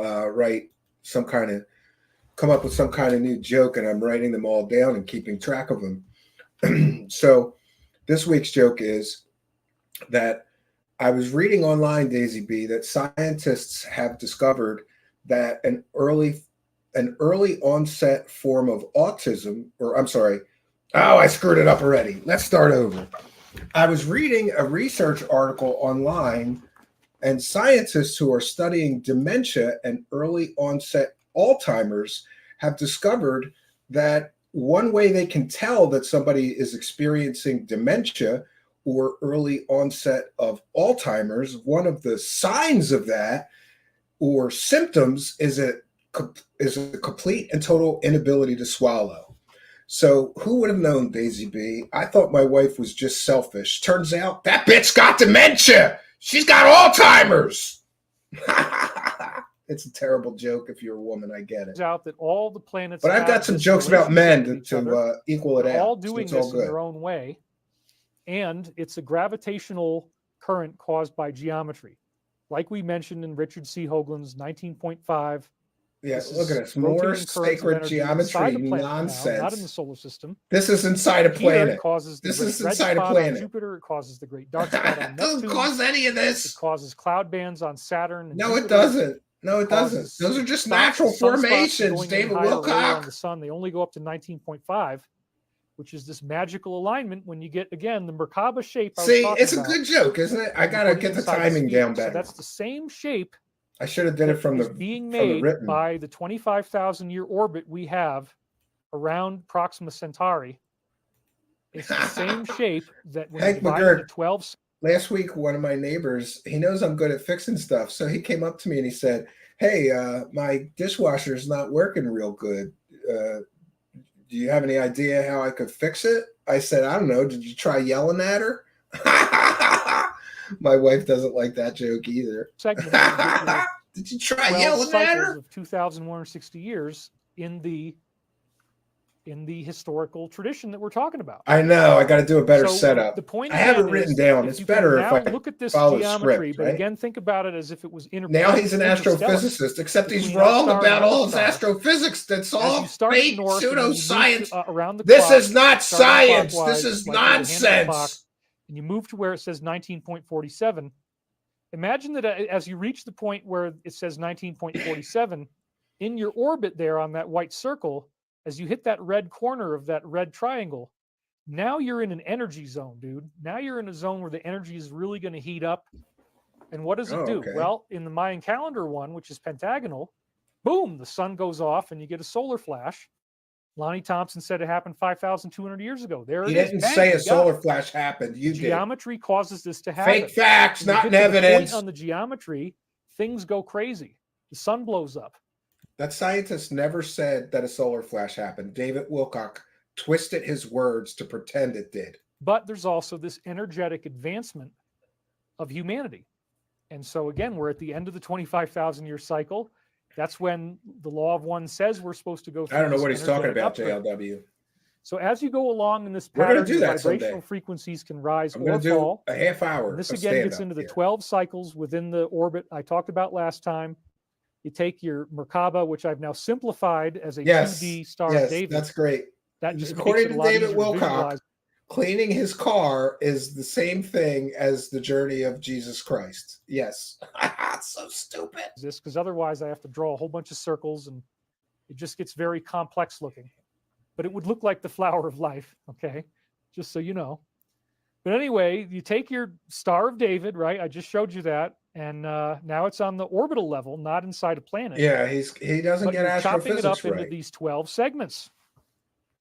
We were at a And then, 25 as I years. just said, each Yeah, of he these talks is about a the solar age of the flash. He's talking zodiac about a that lasts coronal mass exactly ejection. Yeah, and those 2,160 things just years. happen, troll. There's So nothing again, I didn't want spectacular. you to get hung up on the clock. I mean, that is how the Law of One described this. They said, imagine it as if it was a clock, which is very interesting. They said that. Yes, and for those unaware, Sure enough, it looks he cites the Law of One all the time, and that is a book of channeled New Age nonsense. That's not science, right? It's like quoting. I could quote Mother Goose stories. It's essentially the same thing. It's fairy tales. It doesn't mean it means anything, and it doesn't mean that this is proof of something. It means some wackadoo channeled the Egyptian god Ra, and she wrote down a bunch of nonsense and put it in a book. And he's quoting it as if it's facts. awful lot like a clock. And as I talked about last time, history is moving in Nope, these he steals from 2,160 year Buddhism, cycles. Islam, So that Judaism, as we go through Christianity, these 12 Mormonism, intervals, imagine again, there's 12 circles. and more. Whatever He happens steals on the from last every circle is going to religion happen again on the to next. make up his nonsense. That is the hero's journey.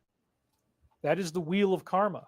That circle is the story. It's the Christ. It's named Christ after is him. all there is. But he has slides, yeah, so The that one makes it infinite real. creator is all there is. Okay, everybody is a part of it. He There's does hit nothing them all, else. Patty. You're right. That's the basic law of one philosophy. And so, since everybody is connected to this infinite intelligence, the infinite intelligence is causing us to reincarnate. And as we appear in each of these spheres, we look the same as we did in the last sphere. And only the sphere itself is actually evolving, but it's not in linear time. Oh my God! none Beings of like this makes Archangel any Michael sense. are actually able to manipulate multiple moments in time at once by changing the sphere itself. And the sphere is in a state of becoming.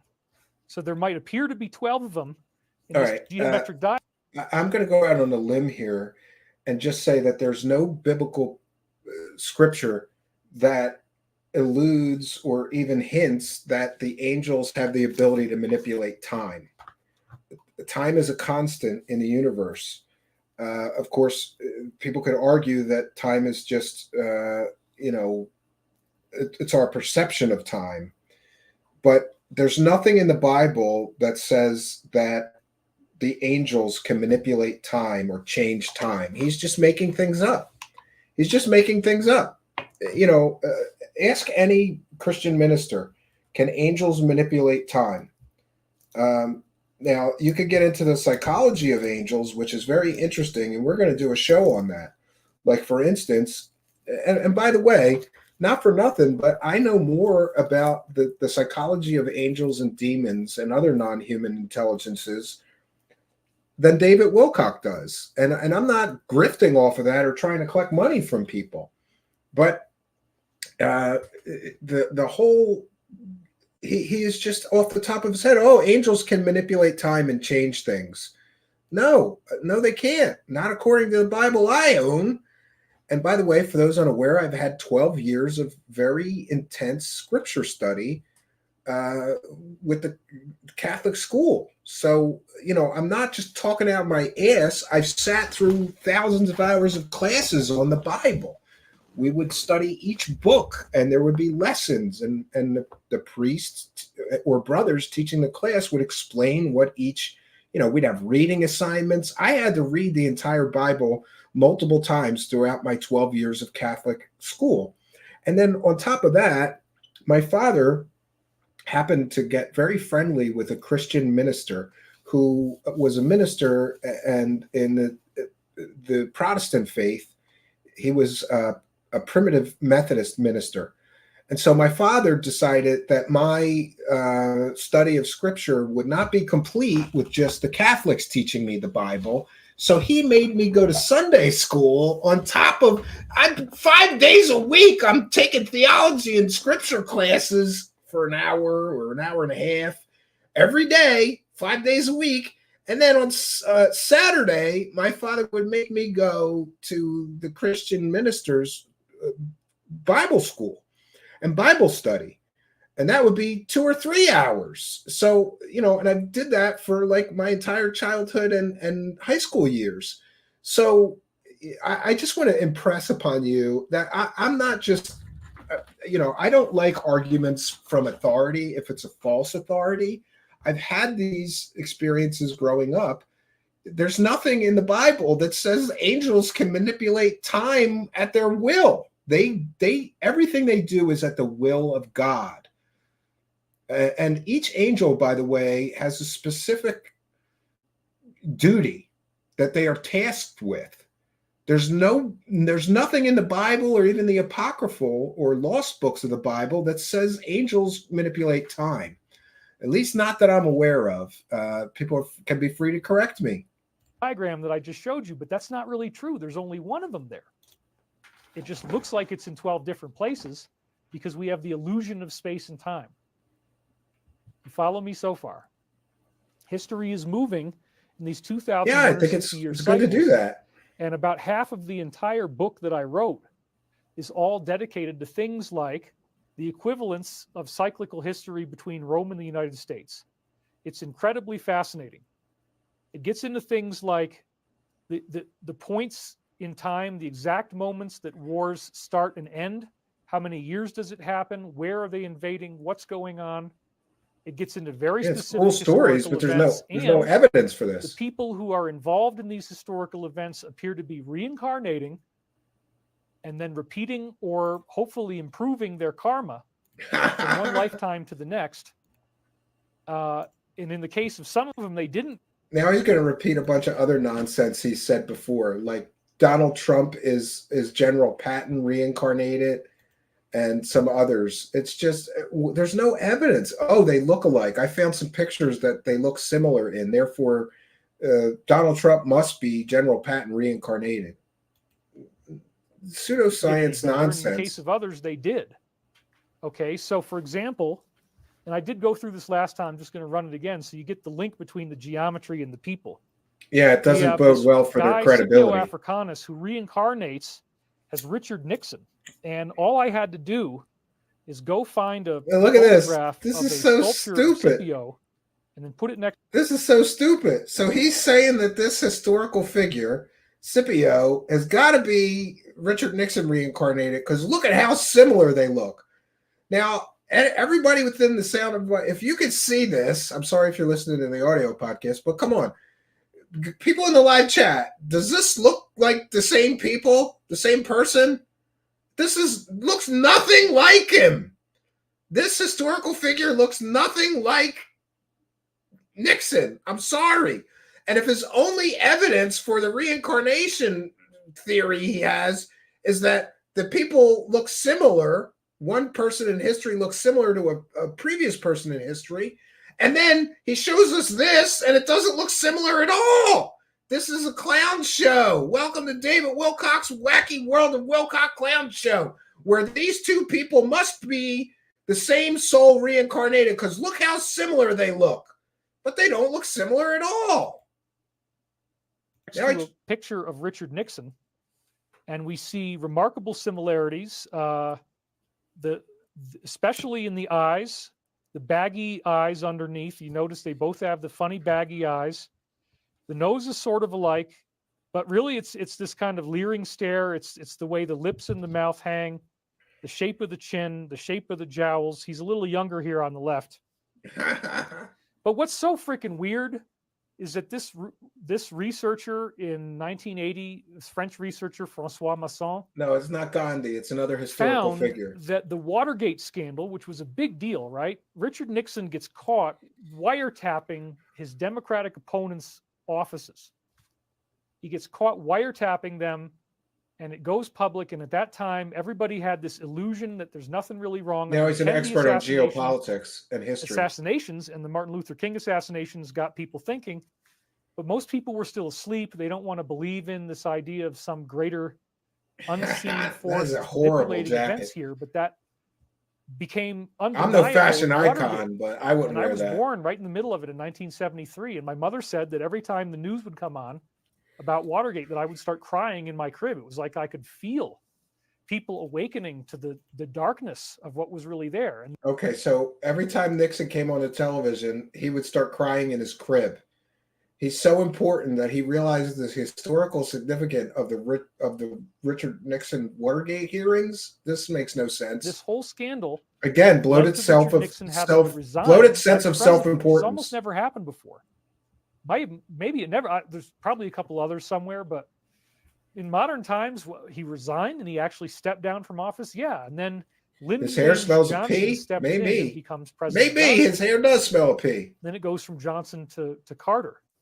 Okay. And I remember all this stuff because I grew up, again, I was born in 1973, and my dad was a news junkie. So we're always watching CBS News with Walter Cronkite or Dan Rather every night. Yeah, everybody watched that growing up.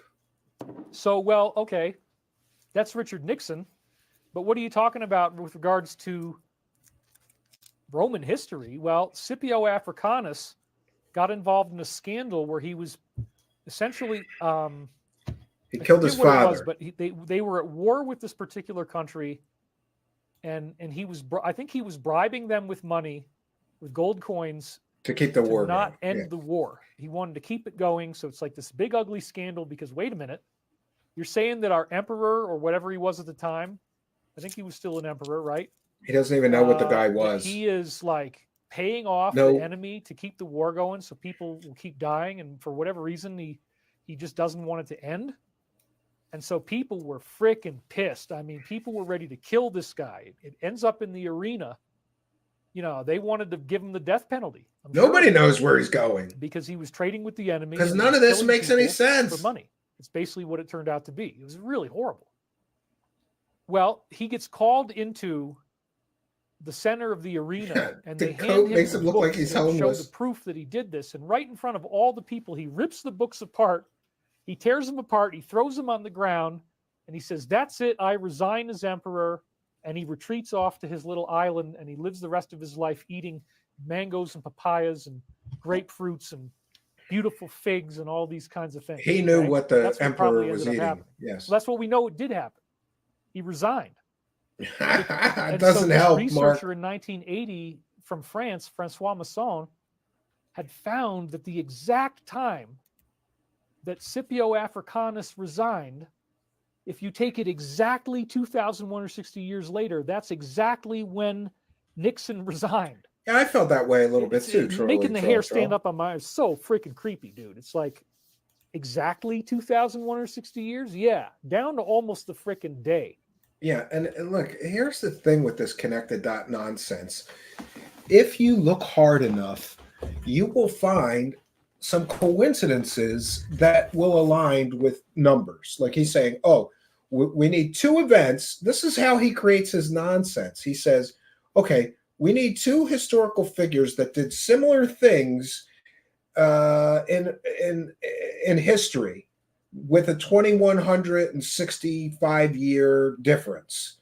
Well, if you look hard enough, you're going to find people that did. Oh, so a Roman emperor once resigned as emperor, and then Richard Nixon resigned as president. To David Wilcock, that means they're the same person reincarnated.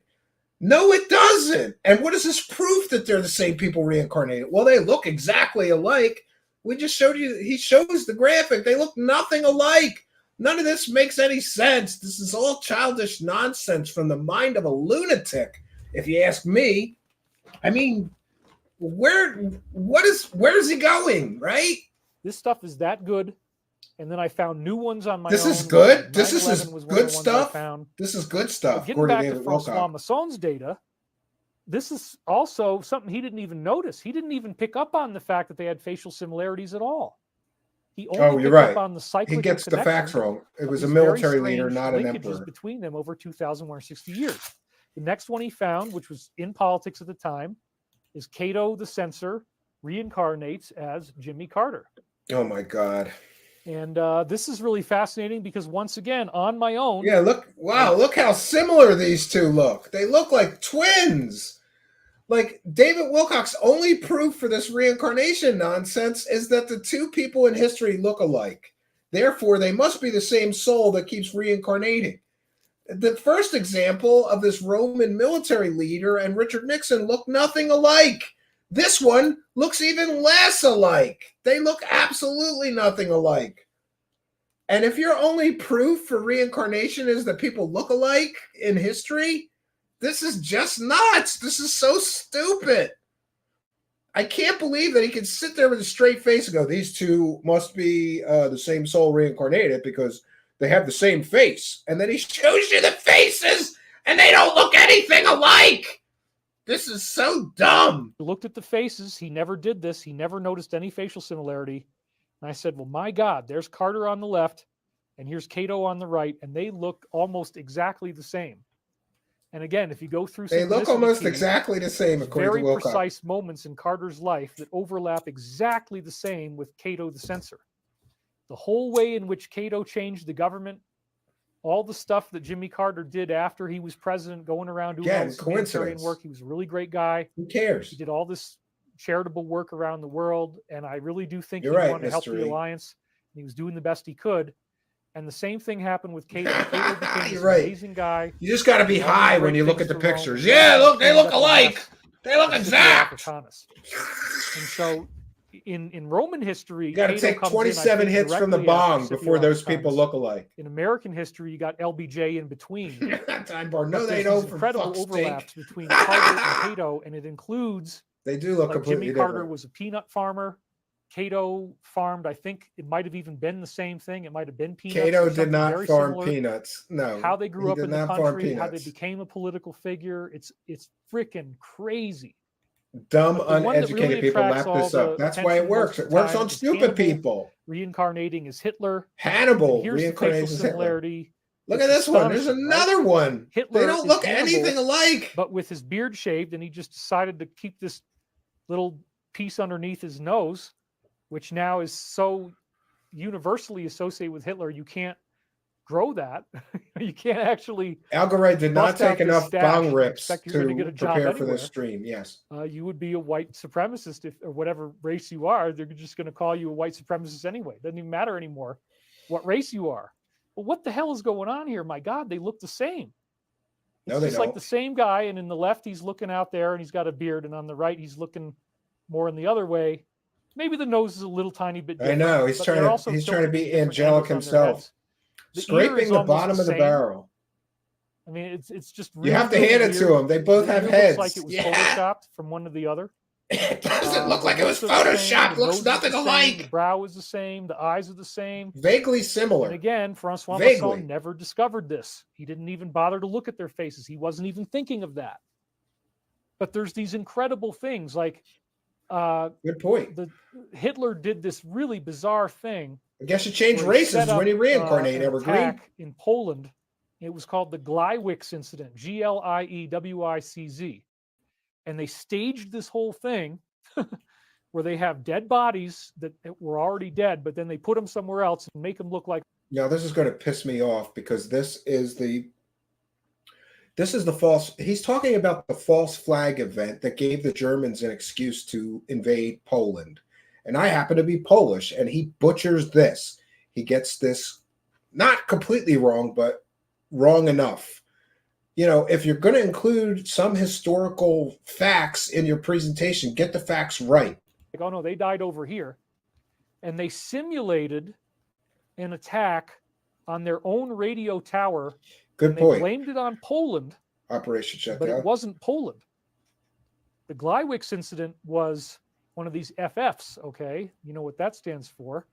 If you have a flag and then you try to make You're right, Garaji. Good point. Take those two F words and put them together. That's why I'm being very careful in how I talk right now. He can't say the words false flag? What is he scared of? The Gliwicz incident is something that they probably don't want to mention very often. I really don't know, Hank McGurk. My Polish is getting worse and worse the older I get. It's not Poland who blew up their radio tower. They did it to themselves to have an excuse to go attack Poland. Yeah. Okay? Called him an emperor. The exact didn't even do basic research before jumping on the 60 years stream. Earlier that happened is when I forget exactly what he did. I think it might have been when Hannibal killed his father. Oh, that's where I got to kill the father. So Hannibal killed his father, and that has something to do with Hitler and a false flag event. Hannibal, from history, killing his father has something to do with a false flag German, excuse to invade Poland? No, it has nothing to do Really with crazy. I that. think it was. I think it was when Hannibal killed his father. Go back and look in the book. I don't remember now. But there's something Hannibal did exactly the same time the Gleiwix incident happened that's got the same kind of energy to it. But then the whole outline of World War II, what they do, even the land they invaded. It depends on what you mean by the Hong Kong. Hannibal had this blitzkrieg strategy with elephants, that when you got elephants, they can run.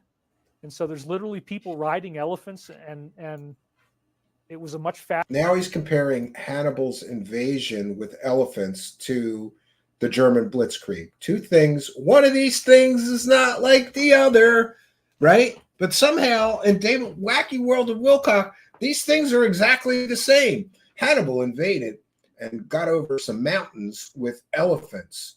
So that means that Hannibal must be Hitler reincarnated, who attacked Poland and many other countries with a modern war technique called the blitzkrieg. No, not one of these things is not like the other, David Wilcock. Faster form of battle than anything they'd seen before, because normally soldiers just march, and marching is slower, but elephants can run. So Hannibal got this idea that he was going to take big groups of elephants and capture the elephants and train them for military, and they got battle armor, and this becomes Hitler making tanks. Oh my God. Tanks are reinforced. They're covered with metal. It's very heavy metal. It's where the term heavy metal music probably came from. No, it didn't. Big military machines like this. No, it didn't. And so it's a very similar strategy, except one is battle elephants and one is battle machines, battle tanks. But then they even conquered the same lands at the same time. Yeah, we covered that, the Sixth Child. That was funny. Years apart. He was crying in that phone call too. He loves to cry. In blitzkrieg. And then, if that's not crazy enough, as I said before, we have this world history. That's what we learned tonight, Mr. Meatbag. Tanks and elephants are exactly the same thing. World history, as long as the elephant has battle armor. And this is the diagram that I showed you last time, and we'll get back to this in a second. Notice that we'll talk about the KHP and C, but if you look at all 5 lines, you'll see KHPC keeps popping up. That's the 4-part structure of the hero's journey. Okay, we'll get to that in a second. Tanks or elephants, basically the same thing. I talked about these overlaps last time. We're not going to do that again, but the same kings, I agree. The same periods of time. Thanks for being a member. Come and go in the same years in the 2 cycles. They do the same stuff. It's like we're in the frickin' Matrix. Here's another example. This time it's the first period of the Roman Episcopate and the second period. Man, and I want to point out, how much drugs do you have to do to think this shit is real? Too. Gotta be a lot, agree with right? These historical cycles are so similar to each other that he concluded that historians fabricated them because they needed to fill space in yes, books. cheetahs are sports car space. So he actually concluded You're exactly right. It's only been 800 years since the time of Christ or something like this. That was outrageous, but he shows that the history repeats itself so well that it's as if he can't believe that it really happened, that it actually played out this way. So his own notice he never shows quotes. He just tells you people said things or thought things, as if he can get into the mind of an author of a paper from 20 or 30 years ago, right? And by the way, he's citing a reincarnation promoter. That's where he got this nonsense from. But we thank Elmer Boilerhouse for a kind and generous £5 super sticker. Thank you for your kindness, generosity, and support. And of course, for helping us to Raise the cash, raise the cash, raise the cash. It's music to my ears every time I hear the Cash Clown say that. Thank you very much, Elmer Boilerhouse. For those unaware, we read every single super chat, right? JLW is asking, do you think he has taken enough drugs to not be responsive to painkillers? That's a real thing. I don't know. There's lots of rumors and speculations. I don't want to accuse anyone of things like drug use or being an alcoholic without plenty of evidence to support that, right? Yes, Lucy Day says, praise the truth. Well, he did. Mr. Meatbag says he did channel the Archangel Michael, right? Who he says is the same source of the Ra material. I'm sorry, the Law of One material, but the Law of One people said that was the Egyptian god Ra, not the Archangel Michael. So he can't get a story straight. The only conclusion was, okay, somebody had to have cheated, and then they took these notes about this part of history, and they copied them over, and then they okay, well now it's this pope and it's this pope, but let's just go with the same years. I got to change tell the you, names, but I listened to this driving while I was driving, and while I'm driving, I just put the audio through my car stereo with the aux input, and and I'm driving, yelling at this is bullshit. But it's even worse. I didn't see these illustrations where he's claiming these people are the same because they look exactly alike. It's worse. David Wilcock audio only is better. Maybe forget the slides, you dumbass, and just say that these people look exactly alike. But when you put up graphics that clearly show they do not look anything alike, it really kills the grift there, David Wilcock. but everything's just going to be like boom, boom, boom, boom, boom. We're just going to write this history out.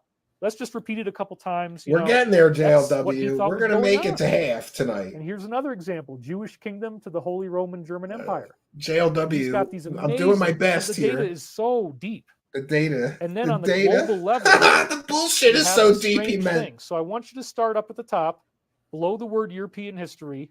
I should, I want you to yeah. look at where it Save some says E, time. and then I want just you to yell see in the K and H, car, which is right? yellow and green. And then P underneath What I meant SK was- is orange, and C is blue, KHPC. You look at the next one over, and sure enough, it says KHPC right along the main line. And look at the next All right, JLW, what do we need to get to 139, I guess? What is it? Yeah, we got to figure out Next line exactly where the down, halfway and it point of this says is because we're KHPC. stopping. I can't take much Next more of line this. down, KHPC. This is Next so one says stupid. KNPC or whatever that character is. And then the one on the bottom, KHPC. I was pretty sure So you as I'm get trying to tell dumber you the here, longer you listen to this. KHP and C is a 4-part formula for the hero's journey. That's what he discovered. The beginning, middle, and end of the story. KHP and C. Oh my set up God, this is conflict and so resolution. stupid. This is so dumb. So it's happening in every single part of European history. history It's doing the same timeline thing. now has something to do with We're the an hour and a hero's half in, journey. but I do want to keep going because I'm going to probably use at least 2 hours. maybe Okay, even 2.5. so we got to make it 15 I more do minutes not through want to this stop this. bullshit. If you I'm have going to to try to stop. Pause it and come back later. This would be a nice midpoint. Okay, I'll just say that. No, now. it's not. It's 15 But, more minutes before the second half midpoint, you won't take as liar. long. Yes, it did. The So second anyway, half. as I was saying, The second half took them longer. this KHPC thing, what the hell? Yeah, it breaks down into 3 acts or 4 equal my sections of God. space, and I'll show you that in a minute. And it's the story of Christ, which I normally don't say because I get nervous that people are going to judge me and they're going. Yeah, they're going to judge you because you have absolutely no idea about. You have absolutely no knowledge or thorough understanding of Christ consciousness, and biblical principles around Christ.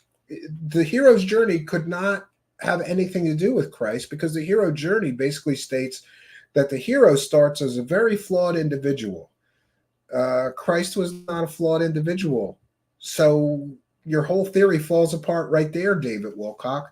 You don't stop putting Jesus in your grifty, scammy, new age nonsense unless you're going to do adequate research, right? And here he's crying like, oh, I don't even want to mention Jesus because people get upset because you're getting Jesus completely wrong and you're using Jesus to grift money from people, just like you're using the Archangel Michael to grift money from people. Oh, I don't like where he's going. I don't like where you're But yeah, going. it's the story Get of Jesus Christ. out of your scam, And dude. so, as I was telling you before, this story is showing up in every single ancient mythology there is. It's like people are just obsessed with telling this story over and over again. For some reason, they're totally addicted to it. Now, I do have to stop here and say there is some truth to what he's saying. The general story of Christ and the resurrection has existed in other cultures previous to Christianity. And you could find numerous books and even online articles about that. Like there are some parallels between Egyptian gods and the story of Christ, between pagan gods and the story of Christ. Why is that? Why does everybody have the hero and then he's got flaws and then he's got to have a quest? Jesus Gotta had no have a villain, flaws. and the worse the villain Jesus is, was the not better flawed. the hero is. They have like this polar opposition to each other. You need a really bad villain to make a really great hero, like in The Matrix. Agent Smith is really freaking bad. Helps a lot. You know, he can jump into anybody. He's got all these weird abilities. So you need a very evil character. And then the hero goes up against the evil, which could also represent in many, like in a romantic comedy, if you write a screenplay that way, the villain is often the hero's own doubts of himself or herself, or the inhibitions, or whatever, the lack of compassion, that they're too busy, whatever their flaw is that you established at the beginning, they have to surmount that flaw in order to reach their quest. So what was Jesus' flaw? And what flaw did he have to surmount to reach his quest? There is nothing in the Bible that supports that Jesus was on the hero's journey and began flawed and had to surmount his own flaws in order to achieve his goals. So I don't understand him involving Jesus in this. And the fact that he doesn't understand this gaping plot hole in his theory of shit, that's what this is. David Wilcock is a shit theorist of nonsense. He's essentially saying that Jesus was on the hero's journey and began as a very flawed individual and had to overcome his flaws in order to accomplish his mission on earth. None of that is supported by any biblical references at all. He's just making this up while facing off against the villain. So sometimes you don't have a villain per se, except the hero themselves, and the hero is facing off against himself or herself. Yes, Jesus in the Matrix is the same thing, Cal Poly. But again, this Neo is structure breaks Jesus. down into You basically three said that acts, earlier. or 4 equal sections: K, H, P, and C. Anatoly Fomenko goes all the way back to Sumeria. He traces all Babylonian history, and he says no matter where you look, it's KHPC. It's the same story. It's like they're telling the same story over and over again in terms of the leaders like Hitler, or like, Richard Nixon, Scipio Africanus. They tell the same story. And Carter, I think, actually did even better than he did as Cato, because Cato. No, they don't tell the same had this story. thing that He went through history, or somebody went through history trying to find similarities in historical figures.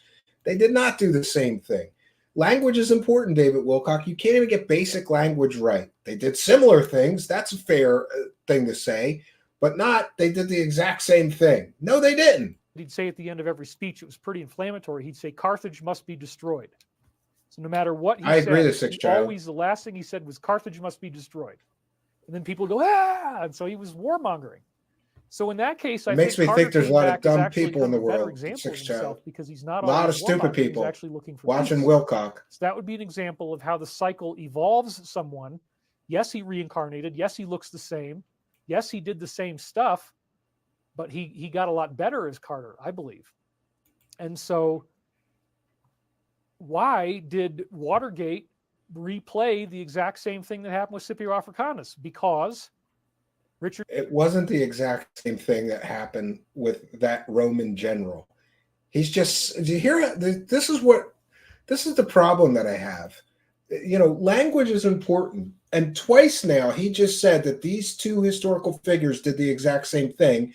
And twice now, there's no facts to support they did the exact same thing. Maybe they had some similarities in events that occurred in both these historical figures' lives. But no, they didn't do the exact same thing. So he just lied through his teeth twice to sell this false prophet's theory of nothingness, of nonsense. Richard Nixon didn't learn his lessons. Richard Nixon didn't learn the lessons he was supposed to learn, so he repeats the exact same thing. He got caught with his hand in the cookie jar. He was delaying the war. Again, the third time, exact same thing. No, it wasn't. They catch him, and he resigns. It is a mess. Exactly the same time, 2001, 60 years apart. Hitler does this weird attack on his own radio tower, exactly 2001, 60 years before he No, killed I his don't father. understand it. Really strange stuff. If you look at the same person with just a different name. Cleaning his car makes him a hero, JLW. In our time, and then you go back, and now he's Hannibal. And my God, they do the same stuff. It's very incredible. And the facial similarity aspect is very incredible. The face similarity is incredible. And I would argue terrible. It's not incredible. It's terrible. And we none keep of those modifying it in nonlinear time. They don't look alike. The past. The facial similarity is incredible. We can heal wars that happened before. Research by proclamation. Timelines, he just proclaims they look alike. The most provocative things Archangel Michael said was that Atlantis doesn't need to sink. That if we fix up our planet now and we do what we're supposed to do and get to the point. Now we're getting real deep. The Archangel Michael told him, if we do what we need to do now, then we'll all have Atlantean technology. That we're not suffering anymore and we're not broke. And it's synchronicity. Evil is not running free. Just like the book. If we can clean that up now, we can save Atlantis from ever having sunk. And in their time, now they get to go through something, and there's going to be this merging of reality between their timeline and ours, and we both end up in the same present after this happens. And the sun goes, poof. When the sun does a solar flash, it's like all of time is rebooted. There is no evidence to support that a solar flash has any effect whatsoever on space-time or changing time or time travel or anything like that. Again, this is research by proclamation. This is just nonsensical pseudoscience. And all these ancient prophecies give you variations of this. All of these cycles that we see, it's not like there's 12 of them. There's 2,160 years each. There's one of them.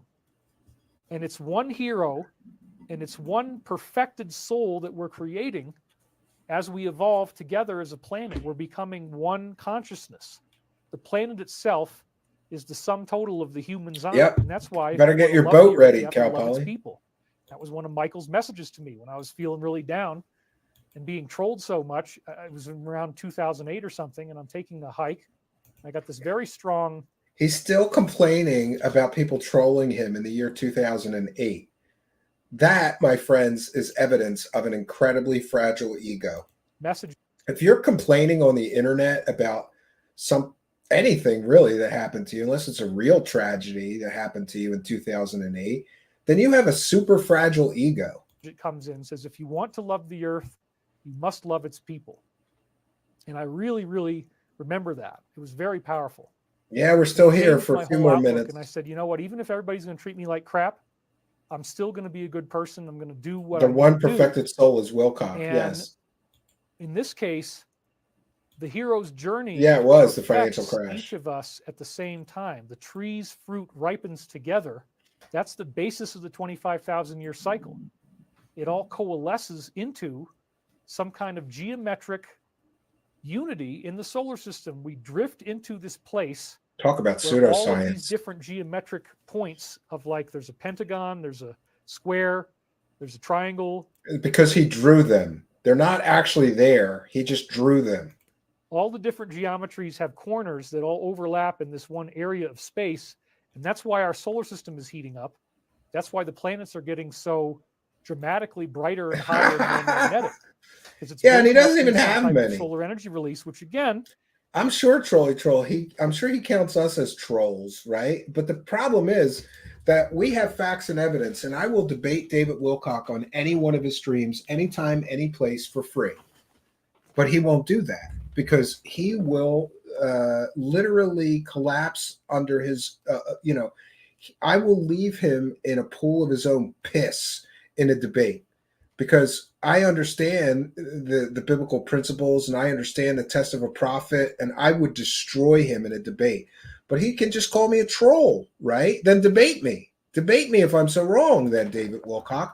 But you've been wrong about everything, and I've been right about everything so far, more or less.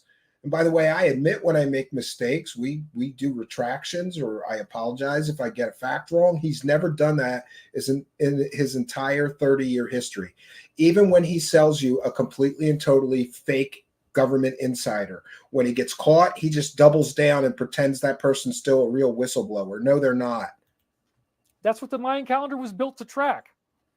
They didn't write a line note in there that said, "Oh, he by the way, watches guys, every single one, Mr. Meatbag." When you find this calendar, he's mentioned things we've said on the show before. Woohoo! On his streams. No, they left it all in symbolic language. Most of these mythologies, Santillan and Van de Schend, again, these two historians. It's the same thing, JLW. The mythologies are all precession. All the 35 different ancient cultures around the world with these mythologies that Joseph Campbell's looking at, these historians go in there, Santillan and Van de Schend, and they say, that's... Yeah, so now he gets trolls, Cal Poly. Yeah, before they used to delete all the bad comments. Cycle in the Earth's axis. 35 different ancient mythologies all talk about this cycle in the Earth's axis. What the hell for? Well, You're right. The If you stories criticize tell him, us you're the a sun's troll. going to give off this flash of energy. Some of the stories end with a metaphor of that. And Budget again, for the Lonnie Escalade. Thompson shows, Yeah. oh yeah, well, 5,200 years ago, something really bad happened, and it looks like it could happen again. So just panic at your leisure, you guys in your pink suits there at the He's AGU tuned in right meeting now. San Yeah, Francisco. we should say Panic that. as much as you want. I don't care. We should It's say okay. that. Welcome to David Wilcock, who's listening to this stream, and maybe he's taking a bath in his own piss, relaxing, and he's listening to us rip apart his fake pseudoscience nonsense. By the way, a lot of this information is from previous presentations he did. And none of the things he predicted in the year 2000 happened. And none of the things that he talked about happened in the year 2012. But now he's recycling the same fake information that wasn't true the first two times. So the hero's journey again breaks down into 3 acts or 4 sections. I'm having fun, folks. Again with the hero's And journey. that 4-section thing is actually etched into the. In a previous stream, he mentioned, George Lucas uses the hero's journey as a formula for writing Star Wars, and that's true. So he fell in love with the hero's journey and started seeing the hero's journey everywhere, in planets, in reincarnated people, in Jesus. No, look up what he's talking about, the hero's journey. It's a method for writing fictional stories. It has nothing to do with history. Geometry of space and time along the equator of the sphere. So this Christ. Well, no, he consciousness works law once a called week, Logos, right? and He's so lazy, he does one stream a Is a week. projection of the one, Right? And that's another great point. If he's so hurting for money, why doesn't he stream every day? Why doesn't he work hard to get himself out of the hole he's in? Because he's a lazy, rich, entitled slob who thinks people should just give him millions of dollars for this level of pseudoscience fake nonsense. The Logos. Each geometry tells us the same story. They wouldn't let me in their hero's YouTube journey. rabbit hole. They would Story throw of me Christ. out. I guarantee it. You start with separation. You want something really bad, but you can't get it. You go through initiation.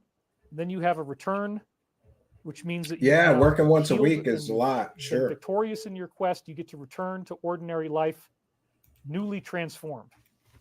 So separation, initiation, return, that's a very important one that whole books have been written about.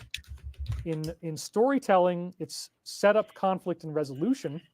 You have to set up a story between a hero and a villain. Oh my The hero God. and the villain have to come into conflict, and then the hero has to win. And that's resolution. The hero always wins. That's the formula. If you don't follow the formula, you have a dark movie. You can try it, but it won't sell very well. So Hollywood always uses the formula because we want the story to $333. go a You're certain right. way.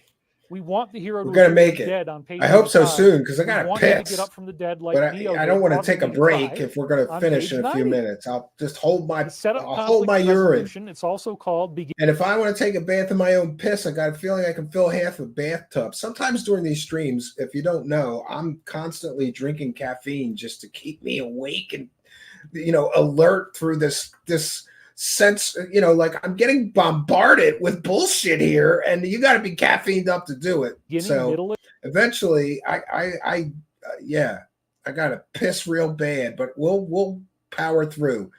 3 more minutes, right? Less than 3 minutes. Ending. We can make it. We can make Okay. it. I'll try to not stop it like so I said, much. the hero has to appear dead for 5 pages of the screenplay. And that's typically called the Dark Night of the Soul. But immediately after the Dark Night of the Soul, which is Good Friday. It's a it's not cesspool really of good, Wilcock info. ultimately That's gonna right. be. It leads to victory, which is on Easter Sunday, or Palm Sunday, because he shows you It's his a lot. palm. Yeah. Well, I it's think that's tea, what- not coffee. So So it's again, a little the less Dark than Night of the coffee. Soul leads to but- victory. This is the whole point, folks. We're obviously in the global Dark Night of the Soul part of the cycle, because we know what the cycle is. We've analyzed it in all different KHPC. Professor Fomenko shows it in all different parts of history. We know it's there, and we know that there's this part of the story where the hero appears to be defeated, and the villain has totally won, and that's the Dark Night of the Soul. And I don't know when we really hit that point, but we're still in it right now. Oh, we're I in think the in dark global night of the terms, we're soul. starting to climb out from the bottom. But like in suicide literature, for example, Yeah, they say, that's another thing. Later in the stream, he says that Palm Sunday is because Jesus showed the apostles his palms. He has no idea what he's talking about when it comes to Christian literature or the Bible. He just makes things up. Oh, Palm Sunday, that's because Jesus showed the apostles his palms. No, you're completely and totally wrong, but we'll cover that in the second part. Let's try to finish up. people don't do it when they're at the bottom. They do it when they're getting better, and then they can't handle any more shocks that remind them of what the bottom was like. Now he's a psychology That's a expert, very, very too. important point. All he I has is a learned bachelor's degree. in the Oasis Crisis Hotline I interned at for 2 years in college. Okay, I did this for 2 years.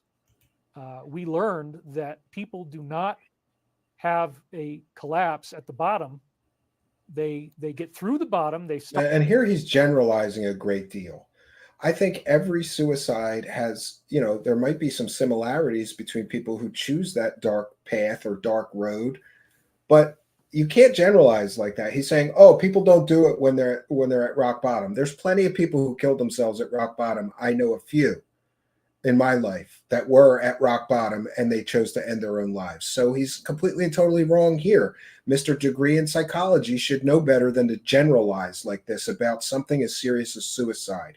Started to heal their lives, and if they kept on going, they would be fine. And that's when they give up, is when they get one new shock after they've already hit the bottom, but they're climbing their way out. He's farming depressed I fans. look at us right now as climbing our way out, but we certainly haven't gotten to the big event yet. So the big event Davina may be somehow related to August 8th and its solar eclipse. And there's all this content that people are doing on that. I don't even really need to cover it right now. Now he's going to grift on the solar eclipse covered. Conspiracies. I just have some other things to say. So again, the dark night of the soul leads to this victory. It's written into the cosmic background of space and time itself. Okay. Imagine thinking David is your self-help guru. Landscape, yeah. Which I talked about in other shows. Lucy Day says he's disgusting. Our lives are symbolic representations of the things we need to learn. And so it's so stupid. If we're being hurt on a global level by an evil force, it's a character sketch of the human psyche. If you don't like that these people are acting like this, then you rise up as the hero. You decide you want to do something different about it with yourself, with your own life. Yeah, you become a hero. Send me $333 and start your own hero's journey with my bullshit course. And so as you learn, wow, you know what? It's not as fun to live on Earth as I thought. There's some really bad people doing some bad stuff. I need to get in there. I need to be aware of this. I need to talk about it. I can't hide from it. I'm not going to bury my head in the sand. I need to look at the truth. Yeah, that's a great point. Talmud thanks for being a member. Talmud says, you are the evil force. You are the bad guy in this story. Yeah. You are selling people completely and totally false spiritual information. You are a false prophet. You are the villain of this story that you're claiming you're on your own hero's journey, right? I doubt it. So there is a hero's journey that's been available to us for a long time. And I jumped on it back in 96. I'm on Richard's forum. And there's certain people that are attacking me really badly, and they just never allow any of these things to be true. And if you win the argument, they don't even care. No, if you got the facts right, I would, and by the way, several times during this stream, like when he said that the story of Jesus also exists in other mythologies, God mythologies, I agreed with him. If he gets a fact right, I will actually concede to that. But all this disconnected nonsense is not science, and there's nothing to his nonsensical theories. He's just trying to sell people that his books are worth the $333 hefty price tag. And I just decide to ignore them and keep on going. But the point is, there is a villain that is really, really bad, that is not the villain that you're ever going to hear about on TV. It's not the villain that you're ever going to hear about. Yes, there is a villain. They might kind of allude to it. They might paint around. There is a villain in this story. The real villain, if you want to get onto the main hero's journey timeline, there's definitely a villain. The real villain will not be televised. No, he'll be live streamed on YouTube. They're not going to give you the straight answer. They're not going to tell you the story. They're not going to You're right, let you know what's really going on. It's all about deception. He never will. Lying. And whatever happened on Watergate, now we're at like times 1,000. Deception and lying. It's all about deception and lying. Just For once, that he told bad. his audience the It's a truth. whole weird structure of people, apparently up to 4 million of them in America alone. Oh my maybe more. gosh. And they're working in secret without telling us what they're doing. And they're actually trying to do some really bad things. Oh, the global cabal. That's the the satanic real hero's journey pedophiles. Yes. timeline that you can jump onto when you're just able to psychologically hold space. He's describing himself, The deception idea and lying. There Yes. could be something hiding behind and unifying the worlds of media, finance, He says he's going to ignore his agriculture, distractors and keep on military. going. What was Eisenhower warning about? He said the military-industrial complex. Oh my God. But How what's many times interesting has is he since brought that that up? time, members of the military apparently have taken responsibility to try to push back in what they call the plan. Oh, now he's going to talk about the fake alliance, which was told to him by that fake Ronald Reagan science and technology advisor, government insider of his, who never worked for the government. He was a con artist, David Wilcock. David Wilcock is using a con artist, a proven con artist, as a source for secret information. And this is something I've been reporting on for a long time. When I met Pete Peterson in 2009, Pete Peterson, I was told giving you. briefings about That's the ordering con artist that very- he's using for a very fucking significant source. resistance, because And let me just the say, alliance is if you have to use a fucking con artist for a source, you've already lost. I can prove that Pete Peterson was an actual con artist, David Wilcock, and you're citing him as some sort of authoritative source of secret government information. All right, I had enough. He's citing literal con artists as a source. We've made it through half. We got an hour and 41 minutes in or something like that. I'm going to take note of the timestamp. We got to an hour and 41:21. Maybe. Let me know what you think in the comments. Should we really go through the rest of this? An hour and 41 minutes of this? Blake Cousins is his source. Yes.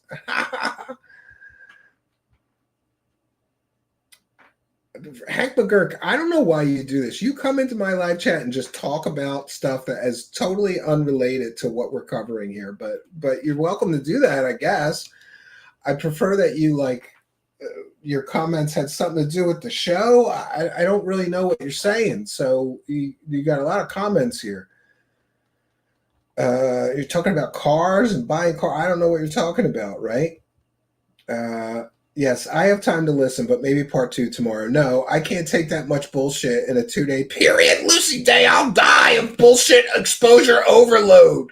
So we're going to have to do a different show tomorrow and maybe come back to this before the week is out, right? All right. So listen, we have done our due diligence, and I'm going to check in really quickly with the live chat. Comments or questions for me, please put them in all capital letters. I'm trying to take a look to see if this live stream so far has not been demonetized, but maybe we haven't hit that section that he's copyright claiming. I think that's in the second half. We'll see what we have to do about that. But I want to thank you, kind and generous benefactors, for making up for it. Even if he demonetizes our streams, we're going to go through these and try to educate people on just how wrong David Wilcock is, even from a logic perspective. Forget about facts and evidence. Just from a logic perspective, all the things he says make no sense. Oh, Jesus was on the hero's journey. That would mean that Jesus was a flawed individual and had to overcome his flaws. No, Jesus, according to biblical principles in the Bible, was God made man. There was no flaws. He was as close to a perfect human as ever been or lived. He never sinned, not once in his entire life. So even from a logic perspective, none of the things he says make sense. Pathfinder says, man, it's been good tonight. A proper giggle. Yeah. Thank you.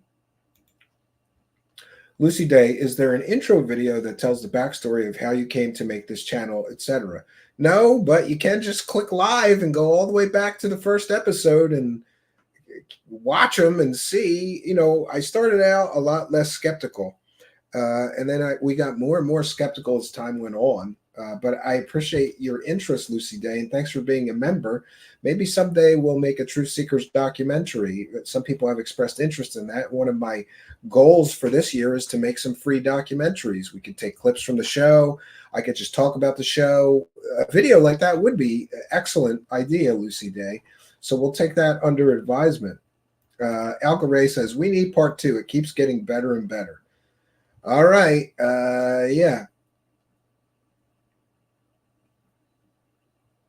Lucy Day says, my grandma, I think you mean, was into Edgar Casey. Yeah, I have a family member that was very into Edgar Casey as well. Small world.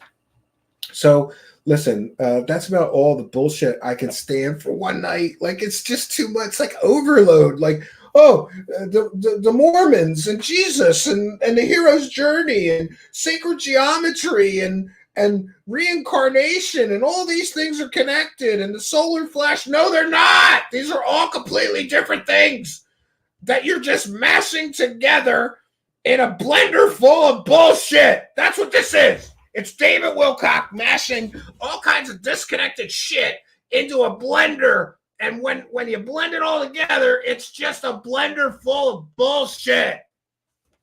All right. So we've done our due diligence. I will be back tomorrow night at 9 p.m. Eastern Standard Time. All this week, we've got some great replays for you this weekend. People really enjoyed that original Anjali interview. This Friday night at 9 p.m., we're playing the interview I did with the witness to her so-called alien encounter that completely blows her entire story to shit. And that'll be this Friday at 9 p.m. But I will be back tomorrow night at 9 p.m. Eastern Time with a new, brand new live show for all of you.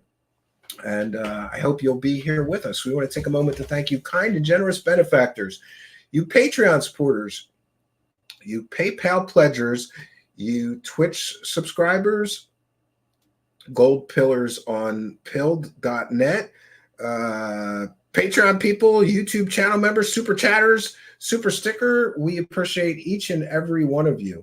Let me just make sure.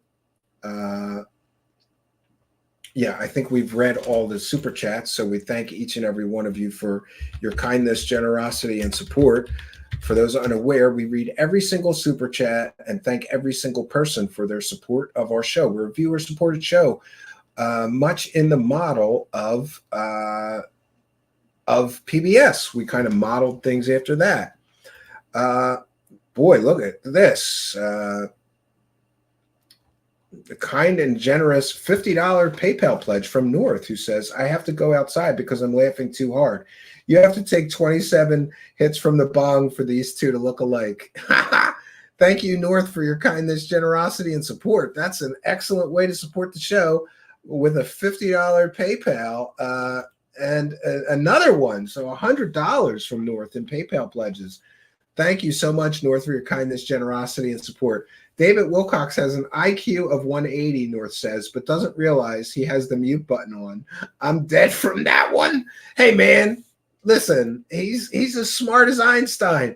He just doesn't know how to work a fucking microphone. But thank you, North, for your kindness, generosity, and support. What an excellent supporter of the show North is. He's always throwing like the big bucks, you know. North has got it like that, apparently, and God bless him. God bless you and your family, and thank you for blessing me and mine. A kind and generous $100 PayPal pledge, 2 separate $50 pledges from North. We thank you for your kindness, generosity, and support. And we're going to give him a big praise to cash, and this is for all you Patreon supporters and you YouTube channel members, you super chatters, everybody who throws something in, big or small. We love and appreciate all of you for helping us to praise the cash. That's how we keep the show rolling here. Thank you all for your kindness. Praise the cash, praise the cash, praise the cash. Thank you for your kindness. Thank you for your generosity. Praise the cash, praise the cash, praise the cash.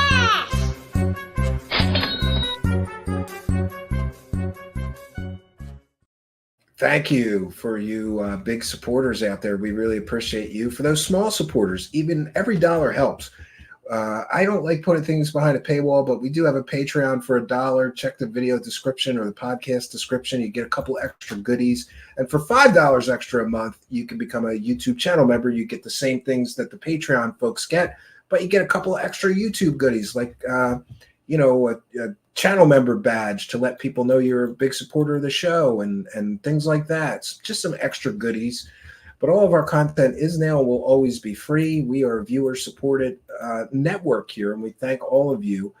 I'm just amazed that actually works. Viewer support. Imagine that. Give the viewers what they want. They support you and keep doing good work, right?